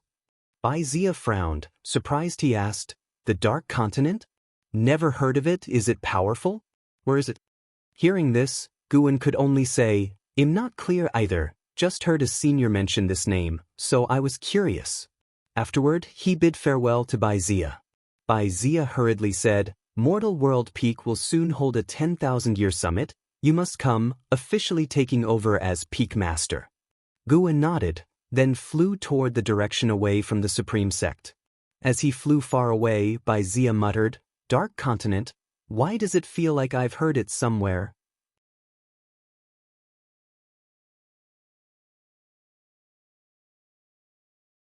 Chapter 304. Breakthrough to the Divine Thought True Immortal Realm 9 Layers. After bidding farewell to Zia, Guan took a detour, only then returning to the Third Medicine Valley. He finished writing the current secret book, then went downstairs to join the disciples in shoveling snow. During the process of shoveling snow, his thoughts were constantly in outer heaven. When would those wandering cultivators of the Holy Court disperse? They couldn't stop Guan. He was just worried that the noise from his breakthrough would be too loud and attract them near the lifespan barrier. What if someone intruded? Guan didn't want to make unnecessary enemies with the Holy Court, nor did he want anyone to discover his true cultivation level. He could only wait. As winter passed and spring arrived, the years went by. The news of Sword Venerable Fudeo's world-saving feats spread widely across this region of the mortal world, earning more and more praises, and his fame spread throughout the great heaven and earth. Relative to the tumultuous seas, the continent quickly calmed down since they had heard of Sword Venerable Fudeo's feats not for the first time. However, a change in the dynamics occurred in the human race's world. The forces that had fled returned but could no longer maintain their former dominance, while those who stayed behind gained more support and developed rapidly. The other continent on the Nine Nether Road was even more dangerous. The sects and families of the Taizong dynasty couldn't secure a footing there, and the fleeing forces returned in disgrace within a few years. Jiang Qiong also returned to the Juhua sect, beginning to develop the sect peacefully. Gu N's days returned to being leisurely. Before he knew it, 10 years had passed. The wandering cultivators of the Holy Court outside heaven finally dispersed, and Guan was waiting for this day. He immediately set off, leaving quietly. In just one step, he reached the depths of the universe, flying towards a location he had chosen long ago. It was a gigantic meteorite, even larger than the continent where the Supreme Sect was located. Guan landed on the meteor. Looking around, the great heavenly spirit land seemed very distant. Reckoned for a heaven and earth flying immortal, it would also be impossible to spy with the naked eye. Turning around, the universe's depths behind him were extremely dark. From here to the silent destruction domain was closer than to the great heavenly spirit land. This was also intentional on his part, to make the Holy Court think that the anomalies were caused by a heavenly demon. He sat down on the spot, activating the lifespan barrier. He then pulled up his attribute panel. Name, Guan, lifespan, 220/639, 660, 342, physique, primordial ultimate body, cultivation level, divine immortal of wondrous Dharma realm 9th layer. This lifespan was truly a delight to behold. He had to be more careful about this breakthrough. The last time he crossed the lifespan barrier, he had consumed tens of millions of years of lifespan, a figure that could not be ignored. Guan took a deep breath, deciding to directly aim for a breakthrough in cultivation level. Tribulation every 300,000 years, still quite frightening. 1 billion, get on board. You practiced chi absorption cultivation for 300,000 years. With the great accomplishment of the infinitive creation Dharma, you forcefully struck at the divine thought true immortal realm, began facing the tribulation. You failed to endure 49 heavenly Tao mysterious void tribulations, and the tribulation failed.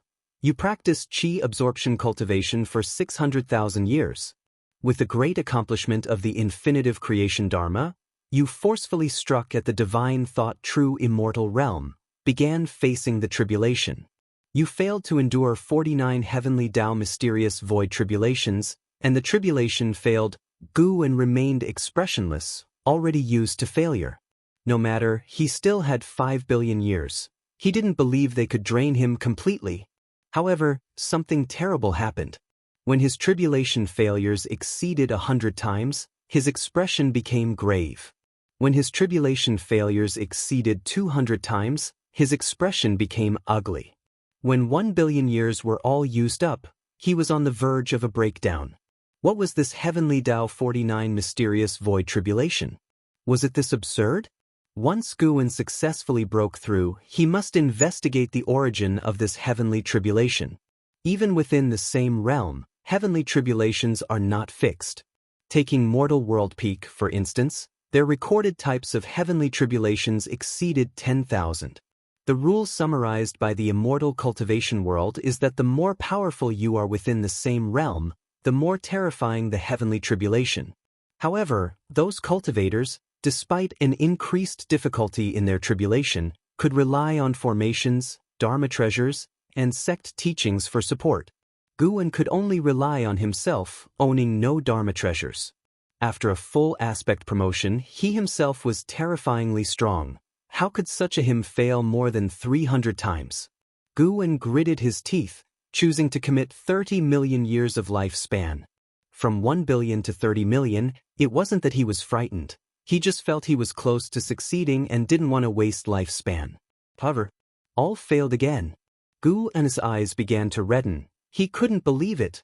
Another 30 million years. Dare to consume 500 million years. When Guan's thoughts settled, he still failed. Another 30 million years. Failed. Just as Guan was preparing to continue investing, the prompt finally changed its length. He succeeded.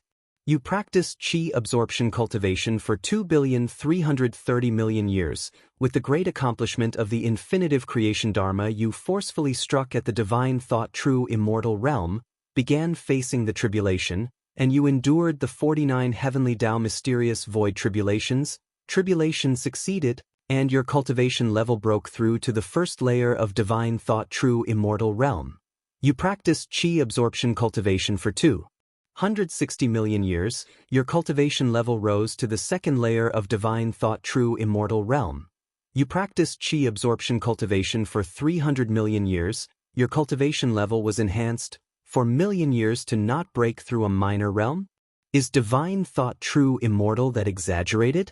Feeling spiritual energy flowing into his body, Guan hurriedly continued to invest lifespan. Third layer. Fourth layer. He must reach the 9th layer to feel at ease. Eventually, he spent another 54 million years of lifespan and finally reached the 9th layer of divine thought true immortal realm. The mighty spiritual energy surged into his body, its scale far surpassing that when breaking through the Tao void mysterious immortal realm. Not only that, he found himself also absorbing the universal laws pervading the cosmos. He immediately closed his eyes to meticulously experience it. As he closed his eyes, the universal laws became clear, those laws falling and then vanishing into thin air, finally appearing imperceptibly inside the lifespan barrier. Soon, Guan noticed a divine sense sweeping over from the silent destruction domain.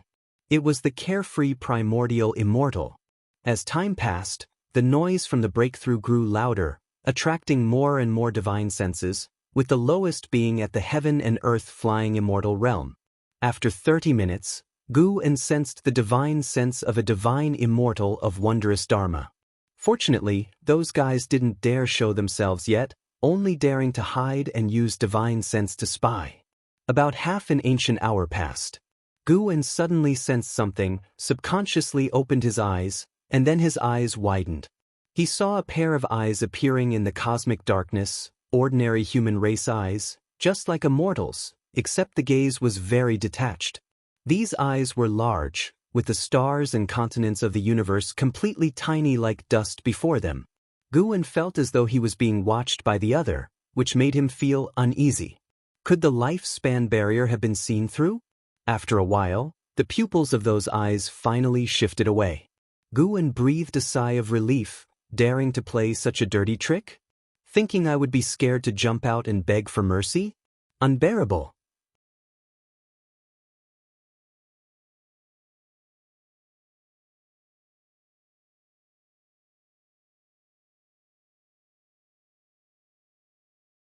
He once again spied on the great heavenly spirit land, his divine sense far surpassing his previous divine perception, allowing him to penetrate the formations and restrictions of those great powers without being noticed.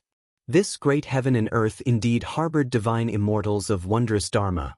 Though few in number, all were in seclusion, detached from worldly affairs. Gu In's gaze turned to the immortal spirit dynasty, which was located on a continent much larger than the one beneath his feet, with newborns starting at the Nirvana realm. There, too, were divine immortals of wondrous dharma, even Tao void mysterious immortals, as well as places too profound to probe. In his eyes, the standard for being unprovable was silence. His divine thought could forcefully intrude, but it would surely disturb the beings inside. This immortal spirit dynasty is strong. If it weren't for the Holy Court, it would not be difficult for this dynasty to unify the great heavenly spirit land. However, they seemed not to desire hegemony but were isolated from the world. Guan saw no immortals coming in and out. He then turned his divine thoughts towards the Holy Court at the other end of heaven and earth. The baseline of the Holy Court was not as high as that of the immortal spirit dynasty, but the number of beings in the Holy Court was extremely large, incomparable to the immortal spirit dynasty, and the number of beings at the same realm was also greater than that of the immortal spirit dynasty. If the immortal spirit dynasty was taking an elite route, the Holy Court was developing in all aspects, and it held absolute control over the great heavenly spirit land. There were also places in the Holy Court that Guan would not offend lightly, but after roughly spying around, Guan felt that the Holy Court was still stronger than the immortal spirit dynasty. During his observation, Guan saw the carefree primordial immortals moving in and out of the great heavenly spirit land in ways that beings could not perceive. He secretly rejoiced. Fortunately, after reaching the heaven and earth flying immortal realm, he had not acted recklessly, otherwise, when the carefree primordial immortal arrived in front of him, he would not even have been aware. After reaching the divine thought true immortal realm, Guan was better able to sense the foundation of the great heavenly spirit land, and of course, he also had his own confidence, not so fearful of the Holy Court.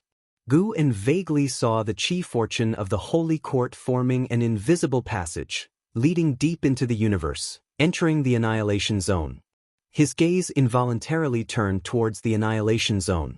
The universe was vast and boundless, and the annihilation zone was not just in one direction but surrounded the cosmic region where the great heavenly spirit land was located, although the great heavenly spirit land was closer to one side.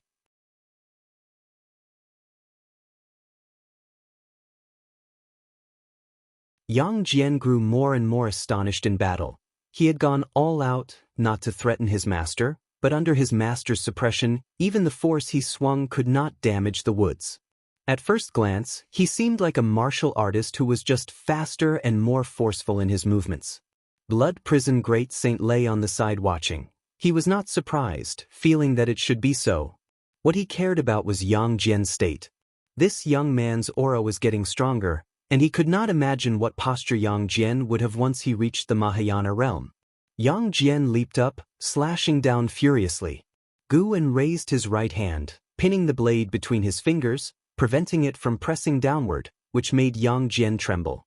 "All right, let's stop for today." Guan spoke, his tone calm, thereafter setting Yang Jian down.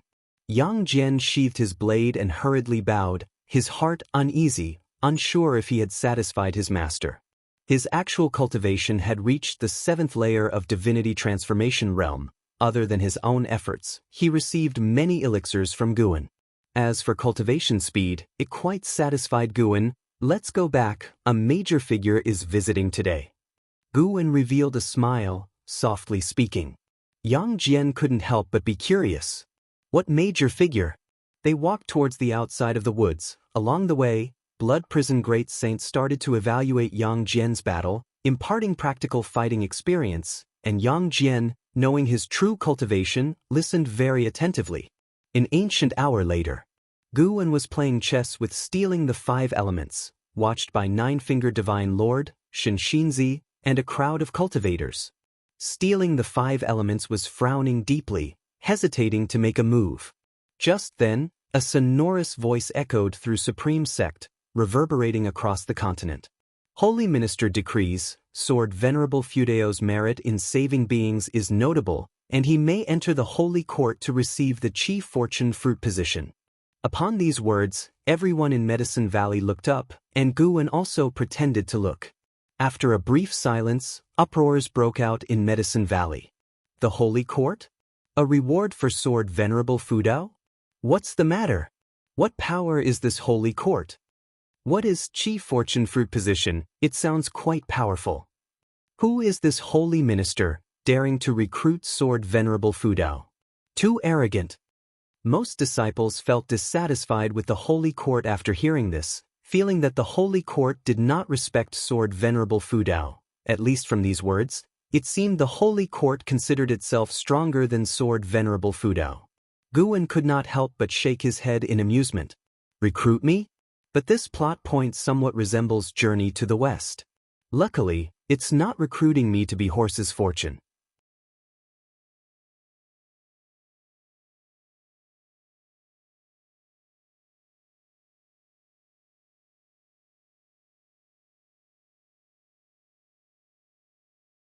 How dare this scoundrel try to poach the Sword Venerable? Outrageous! The commotion caused by Lu Xianyi attracted the attention of everyone on the heavenly repair platform, but he didn't pull for too long. After a few breaths, he released his hand. He let out a long sigh, stepped back, and said with a smile, Sword Venerable Fudao is indeed as reputed. I am impressed. After that, he raised his hand in salute to the heaven-cutting axe, then turned and left. The cultivators along the way made way for him, afraid of offending him. Just from the commotion earlier, they felt they were not in a position to provoke him.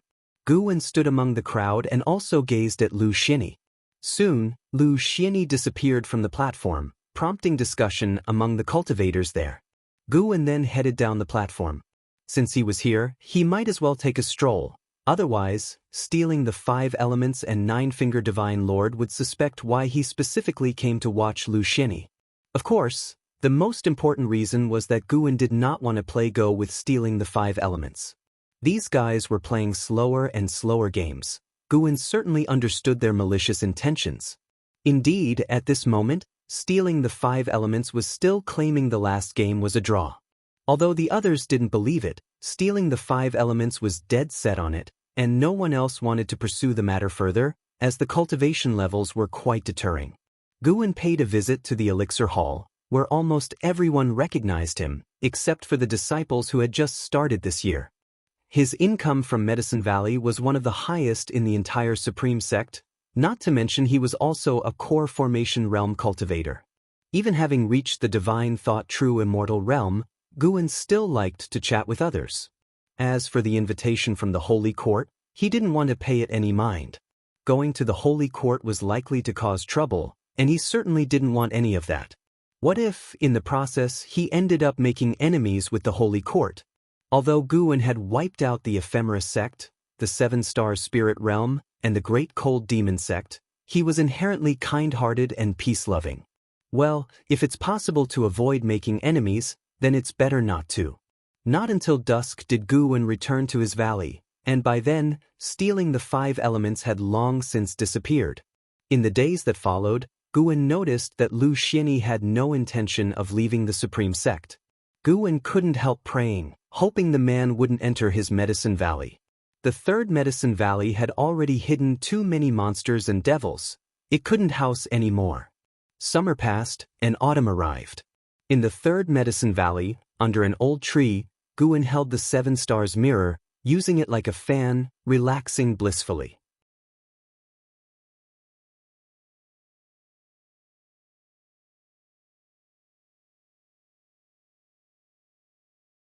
The Bitter Sea Buddha sect, huh? Lu Xianyi seemed to have an idea, but he quickly shifted his gaze, with no intention of approaching Shinxinzi. He observed everyone in the valley. This Medicine Valley was too peculiar. The inhabitants were either terrifyingly weak or concealed immortals, with an enormous disparity.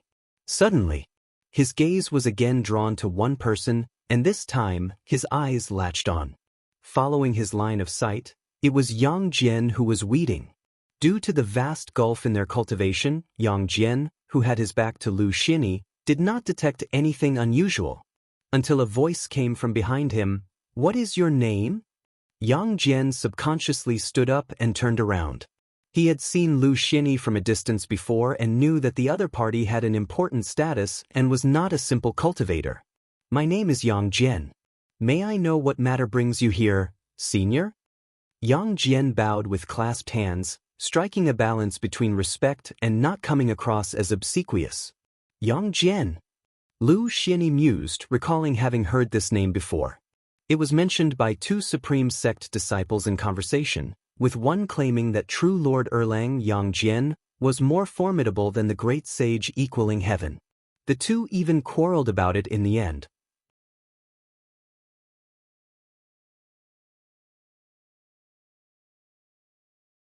Chapter 307. Millennium Summit. Yang Jian knew from Lu Xianyas' expression that he had heard of Journey to the West, but hadn't read it, plus his demeanor suggested he most likely came from overseas. He immediately took out a book from his pocket and handed it to Lu Xinyi. "This is my favorite book, the most extraordinary book ever, a gift for you, my elder." Upon hearing this, Lu Xinyi quickly reached out to accept it, even bowing gratefully, which made Yang Jian feel vigilant. What's going on?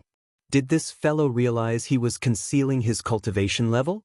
Seeing the change in Yang Jian's eyes, Lu Xinyi spoke. "Thanks, I'll go read this book now since I have nothing else to do." With that he turned and left. Yang Jian watched him walk away, thought for a moment, and continued weeding. It wasn't until the evening that Xian Tianyi finally left. Guwen looked at the book on the table, his face full of anticipation. The latest Green Hero travelogue. Xian Tianyi truly was a saint in his eyes. Despite the chaos in recent years, that youngster still managed to write a book. You should know the Green Hero travelogue is adapted from real experiences and focuses on romantic plots, implying that these years Xian Tianyi had incurred more romantic debts. Guwen took a deep breath and then picked up the Green Hero travelogue with both hands. The moon outside the window was full, and the valley was filled with the continuous sound of insects, making the atmosphere more enjoyable for reading. It wasn't just him reading in the valley, Lu Xinyi was also in his guest room reading. Lu Xinyi held Journey to the West in one hand, his brow furrowed, and his other hand was calculating something. 7 days later, Guwen rode the blood prison Great Saint to Tianya Valley to pick medicinal herbs. Only Luo Hun, Lv Xian, and 3 monkey demons were there. Yi Luyun, Ji Rualai, and Li Ling Tian hadn't returned. Above the clouds, Lu Xinyi looked down at Tianya Valley, his brow tightly knit. Listening to the exchange between Guwen and Luo Hun, he finally let down his guard. This youngster providing the Supreme Sect with grass and serving the dynasty as a laborer, with hardly a grand background, was exactly why he was so humble. Lu Xinyi turned and left, planning to visit the Supreme Sect. He had heard that investiture of the gods could be linked with Journey to the West, and he wanted to see what investiture of the gods was about. As Guwen continued weeding, the corner of his mouth curled upward. Beside him, Luo Hun continued asking, "What have you considered?" "Let's not, I really don't want to leave the Supreme Sect. Thank the Emperor and the Crown Prince for their kindness on my behalf, but I won't be going to the Imperial City," Guwen replied. Luo Hun smiled and said, "The Crown Prince always talks about defeating Yang Jian. He's been cultivating hard these years."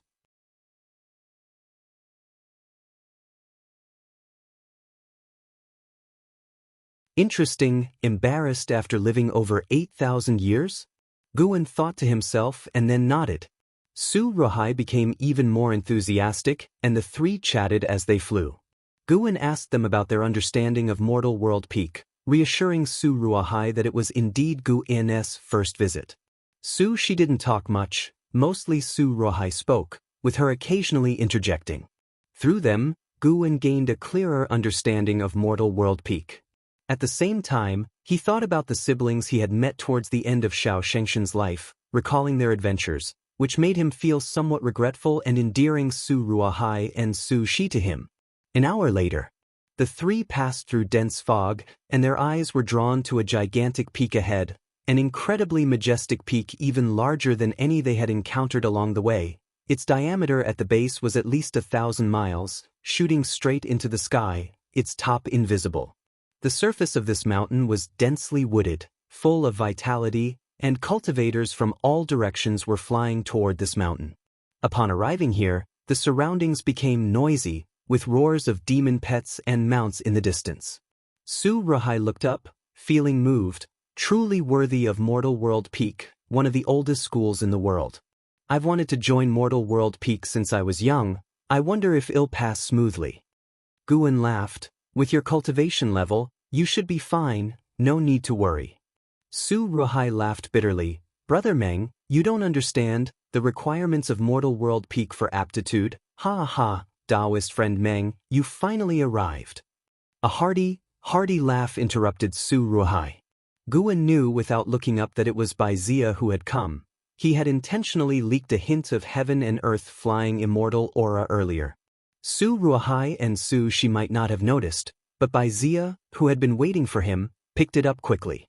Bai Zia descended from the sky, grabbing Guan's hand, eager to move on. If you hadn't come, your position as Peak Master would have been taken. Bai Zia huffed. Guan quickly said, I'd like to bring them along. Bai Zia glanced at Su Ruhai and Su Shi, nodding slightly. Su Ruhai and Su Shi were stunned. Peak Master's position? Had they heard right?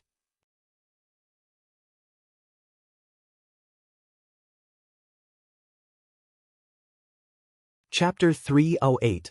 Unable to contact Guan saw that Su Ruhai and his sibling were still in a daze, so he immediately rolled up his sleeves, took them into his palm, and followed Bai Zia to fly upwards. That scene caused Bai Zia to raise an eyebrow and laugh. Taoist friend Meng, you have impressive divine skills. In the eyes of Su Ruhai and his sibling, it was not that they had become smaller, but Guan and Su Ruhai had become gigantic, a visual impact so shocking that it left the siblings speechless and wide-eyed. Listening to Guan and Bai Zia chatting and laughing, Su Shi came back to her senses and looked at Su Ruhai, asking carefully, Brother, just now the senior mentioned Meng Dao, is he a Peak Master? She naturally knew what being a Peak Master meant. In Mortal World Peak, a Peak Master wielded immense power and symbolized the status of a strong individual, someone of legendary status. Turbulent waves rose in Su Ruhai's heart as he tried to maintain his composure, slightly nodding his head without making a sound. He carefully recalled the previous interactions and realized he hadn't offended the other party, who had even comforted him about successfully entering Mortal World Peak. A light shone in Su Ruhai's eyes, his heart beginning to race with excitement, his hands clenched into fists inside his sleeves. At the same time, Bai Zia began to explain the situation of the Millennium Summit. Although it was called the Millennium Summit, it was not actually fixed at an interval of 10,000 years. It had been 20,000 years since the last summit, and Bai Zia, having returned rarely, discussed holding it with the other Peak Masters. The opening of the Millennium Summit would not only recruit new disciples but also invite other friendly forces. Before the opening of the Millennium Summit, Bai Zia would take Guan to choose an unclaimed divine peak.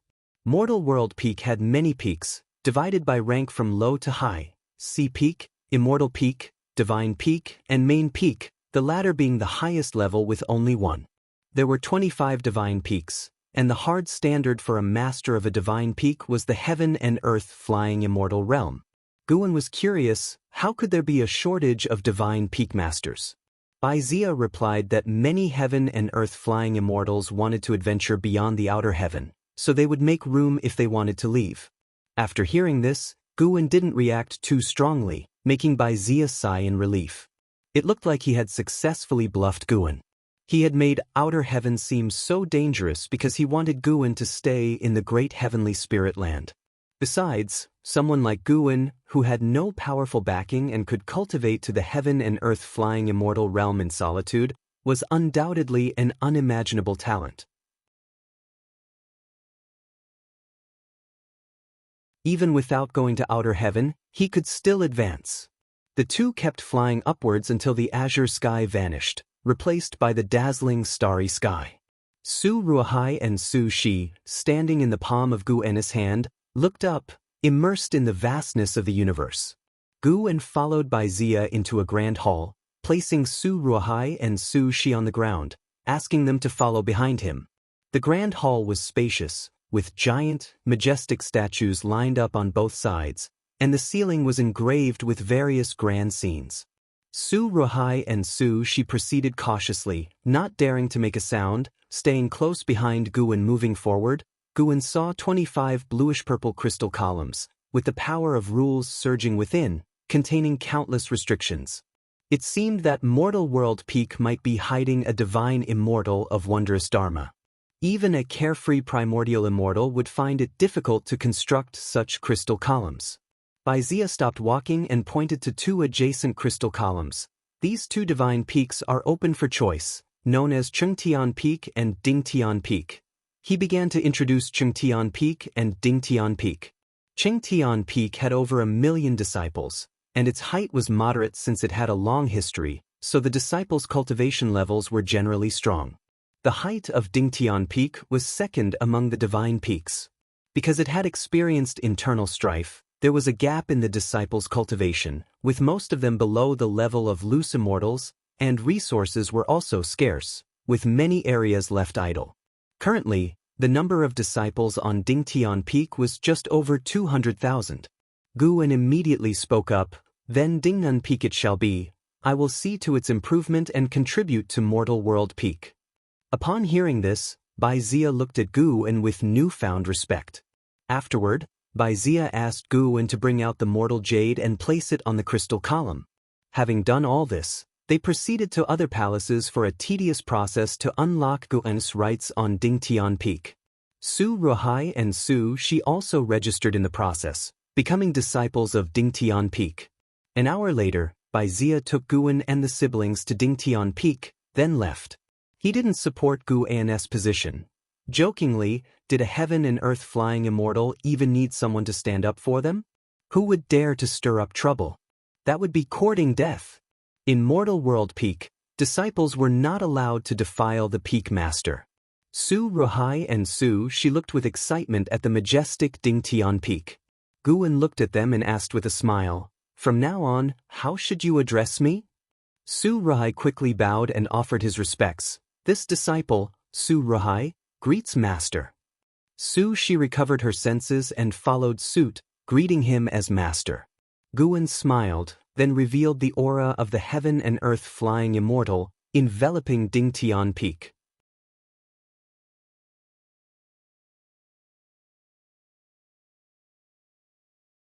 Guan came to Immortal Seeking Island and made his final deal with the island master. Henceforth, Immortal Seeking Island would belong to him. Due to the calamity brought by the Great Cold Demon Sect, the forces behind the island master had already withdrawn, not willing to look back, and could only sell it off to gain as much as possible. Before leaving, the island master said to Guan, "You had better have your backing force send a wandering immortal here, otherwise, you won't be able to keep order." Guan nodded with a smile. After the island master and his people had left, Guan turned to Hu Shaojian and said with a smile, "From now on, Immortal Seeking Island is mine, and I won't treat you unfairly." Hu Shaojian immediately knelt down, banging his head on the ground in excitement. Afterward, Guan summoned the elders of Sea Protection Mansion, briefly instructed them, and upon hearing that Guan would arrange for a wandering immortal to come later, all the elders' expressions became respectful, no longer daring to underestimate him. Guan wasn't just boasting. There were wandering immortals on Dingtian Peak, and he could easily arrange for one. After all, he was using the identity of Meng Lang on Immortal Seeking Island. Time flew swiftly by. Until the Spring Festival had passed, the Millennium Summit of Mortal World Peak was finally about to begin. Above the sea of clouds, Holy Mother of Western Spirit stood on a lotus throne, moving swiftly, with Lu Lingjun standing beside her, and a small snake lying on her shoulder, the White Spirit Demon Emperor who had ascended with her. Lu Lingjun's beautiful eyes widened as she saw the peaks through the clouds, feeling as though she was witnessing the immortal realm of mortals. The White Spirit Demon Emperor flicked its tongue curiously and asked, "How does Mortal World Peak compare to the Great Cold Demon Sect in terms of strength?" Upon hearing this, Lu Lingjun couldn't help but look toward Holy Mother of Western Spirit, curiosity gleaming in her eyes. She could not forget the sight of the Great Cold Demon Sect surrounding the continent. At that time, it felt like the Great Cold Demon Sect was invincible. In terms of historical heritage, Mortal World Peak is stronger, And Mortal World Peak also has considerable power within the Holy Court. Even we, the bitter Sea Buddha sect, cannot compare, Holy Mother of Western Spirit replied, her face calm. Lu Lingjun and the White Spirit Demon Emperor could feel the might of Mortal World Peak even more. Holy Mother of Western Spirit continued speaking of Mortal World Peak's past. While listening, Lu Lingjun gazed into the distance, her anticipation for the upcoming Millennium Summit growing. Passing through layers of clouds, they observed the peaks along the way, their eyes never resting. Gradually, more figures of cultivators appeared in their view, all invited monks or demons from great sects, each with extraordinary presence.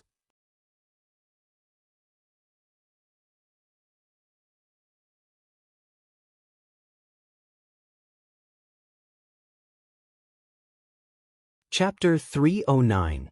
The Invincible Heavenly Demon Great Emperor at the summit of Mortal World Peak. In a courtyard at the mountain's top, Guan gathered with a group of heaven and earth flying immortals. Everyone present was either a peak master or main peak elder of Mortal World Peak. The courtyard was simple and not very expansive, filled with various flowers and trees, and the faint scent of sandalwood lingered in the air. Guan was exchanging pleasantries with everyone. No matter how high one's realm might be, social interaction is inevitable. Guan did not resist it. After all, he intended to stay at Mortal World Peak for the long term. This place was destined to become an important source of lifespan for him. Overall, the atmosphere was harmonious, with no apparent scheming or rivalry in sight. The master of the main peak, just as Guan had guessed, was none other than a carefree primordial immortal, and not of a low realm at that. Eternal Taoist Lord, Carefree Primordial Immortal Level 6267907/78000/1500000, a maximum lifespan of 1,500,000 years. Exceeding Shinzin's 999,999 years suggested reaching the Carefree Primordial Immortal realm heralded a transformation in the limit of one's lifespan. With just level 6 of Carefree Immortal achieving 780,000 years of lifespan, the Divine Immortal of Wondrous Dharma must certainly surpass 1 million years, and the higher Tao Void Mysterious Immortals would have lifespans of several million years, or even more. Guan was unable to even estimate how long the Divine Thought True Immortals had lived. They were ancient beings to him. Compared with them, Guan was like an infant. After rotating through interactions with each person, Guan became a listener. The Millennial Peak meeting would host a banquet to exchange insights with the higher echelons of various sects and also conduct peak combat competitions. The first aim was to promote healthy internal competition, and the second was to demonstrate Mortal World Peak's strength to the world. As for recruiting disciples, that was just a side matter. With Mortal World Peak's current foundations, they hardly cared about the number of new disciples. After a while, the high-level meeting of Mortal World Peak adjourned, and Guan flew off alone toward Dingtian Peak. He spread his divine thought and already caught sight of Lu Lingjun and Shen Xinzi. Shen Xinzi was not a concern, for with his 9th layer wandering immortal realm cultivation, he was treated well wherever he went. However, Lu Lingjun, who was only at the Mystic Heart realm, couldn't enjoy the same treatment. Without the Holy Mother of Western Spirit accompanying her, Lu Lingjun had to stay inside her temporary residence. She was living atop a mountain peak with a broad view.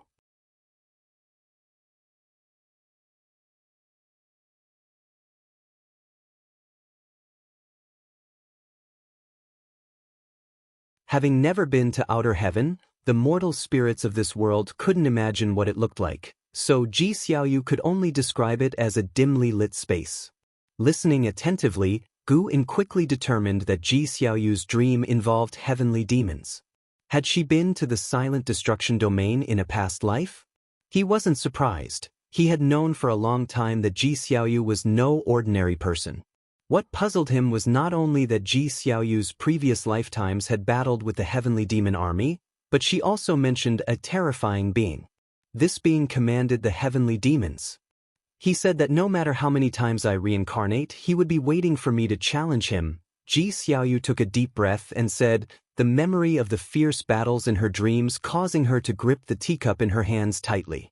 After a moment of thought, Guan comforted her. Don't worry, you won't be able to challenge him for many years, maybe not even in this lifetime. Anyway, I can't imagine how to slash a star so large with a single sword stroke. Although his words were a bit harsh, they indeed comforted Ji Xiaoyu. Just then, a voice came. That is the heavenly demon emperor, who once single-handedly suppressed the great heavenly spirit land. The voice of stealing the 5 elements. As he spoke, he appeared out of nowhere inside the room. Ji Xiaoyu frowned but did not speak out. The identity of Reincarnation Path Emperor was revealed to them by stealing the 5 elements, so Guan did not stop him from entering. Suppressed the great heavenly spirit land? How strong must that be? Guan cautiously asked. With a grave expression, stealing the 5 elements replied, very strong, unimaginably so. Even the Reincarnation Path Emperor once mentioned to me that her destiny was to challenge the heavenly demon emperor, but she soon reincarnated, and her fate entered the cycle of reincarnation. Guan pressed on, you mean the heavenly demon emperor won't attack our realm actively? Correct. The establishment of the Holy Court has kept the heavenly demon's ravages at bay. As long as the Tao level of Shengtian remains intact, there's no way for the heavenly demon emperor to reach us. The being behind me has also been to the land of the heavenly demons and was cursed as a result. It's a place of utter horror, beyond my comprehension. However, seeing her growth rate in this life, it will be hard to encounter heavenly demons without 30,000 years, said stealing the 5 elements, casting a glance at Ji Xiaoyu. Guan did not speak further, but adopted a shocked expression. It was entirely normal for a mortal to be shocked upon hearing of the existence of heavenly demons, or so stealing the 5 elements thought Guan should seem. After hearing this, Ji Xiaoyu returned to calm. Stealing the 5 elements continued to describe the might of the heavenly demons. A good while later he left. The room fell silent.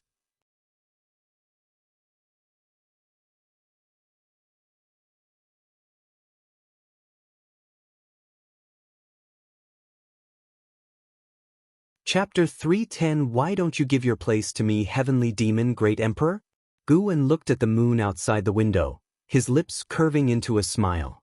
If Ji Xiaoyu really could achieve it, according to stealing the 5 elements, she would need to cultivate for 30,000 years. 30,000 years. I wouldn't even know how terrifying I would become by then. The mere heavenly demon great emperor, easily squashed. By then, I'll pretend to be weaker than Ji Xiaoyu, let her fight strenuously, and step in when she almost can't hold on. The thought is quite exhilarating. Guan even laughed at the thought, choosing not to get up and close the door but instead pulling out a book to read. The Millennium Peak Conference had begun with cultivators of various ranks competing near the debating peak, making it a lively place. During these days, with Su Zai's company, Lu Lingjun explored Mortal World Peak, greatly broadening his horizons, and their relationship had also grown closer, though Lu Lingjun still addressed Su Shi as his senior. The competitions between peaks continued for half a month, with Gu Ennis Dingtian Peak ranking 3rd from last among the divine peaks, which he didn't feel too strongly about since the disciples of Dingtian Peak were used to it. That day, the grand banquet of the Millennium Peak Conference began, with tables set up all around the debating peak. Guan then attended the banquet under the starlit sky, the banquet located above a sea of clouds equipped with a powerful formation, only accessible to those at least in the heaven and earth flying immortal realm. Shen Xinzi of the wandering immortal realm couldn't participate, which actually relieved Guan. If Shen Xinzi had come, he wouldn't have attended. There were hundreds of heaven and earth flying immortals and over 10 carefree primordial immortals at the cloud banquet, with Guan standing beside Bai Zia listening to him introduce the guests. The participating forces numbered over 20, including even cultivators from the Holy Court. The atmosphere was harmonious, and Guan was enjoying the feast. The exquisite delicacies here were truly exceptional, with just one bite enough to save mortals decades of hard cultivation. With Bai Zia's help, Guan got acquainted with quite a few heaven and earth flying immortals. An ancient hour later, a carefree primordial immortal suddenly walked to the middle of the cloud banquet, laughing as he spoke. Taoist Lord, I wish to join Mortal World Peak. May I ask if that's permissible? Upon these words, everyone turned to look at him. The peak master of mortal world peak's main peak, everlasting Taoist lord, looked towards him and laughed. Mo Hen, although you've left the great cold demon sect for tens of thousands of years, can you really sever all ties given your sect's current crisis?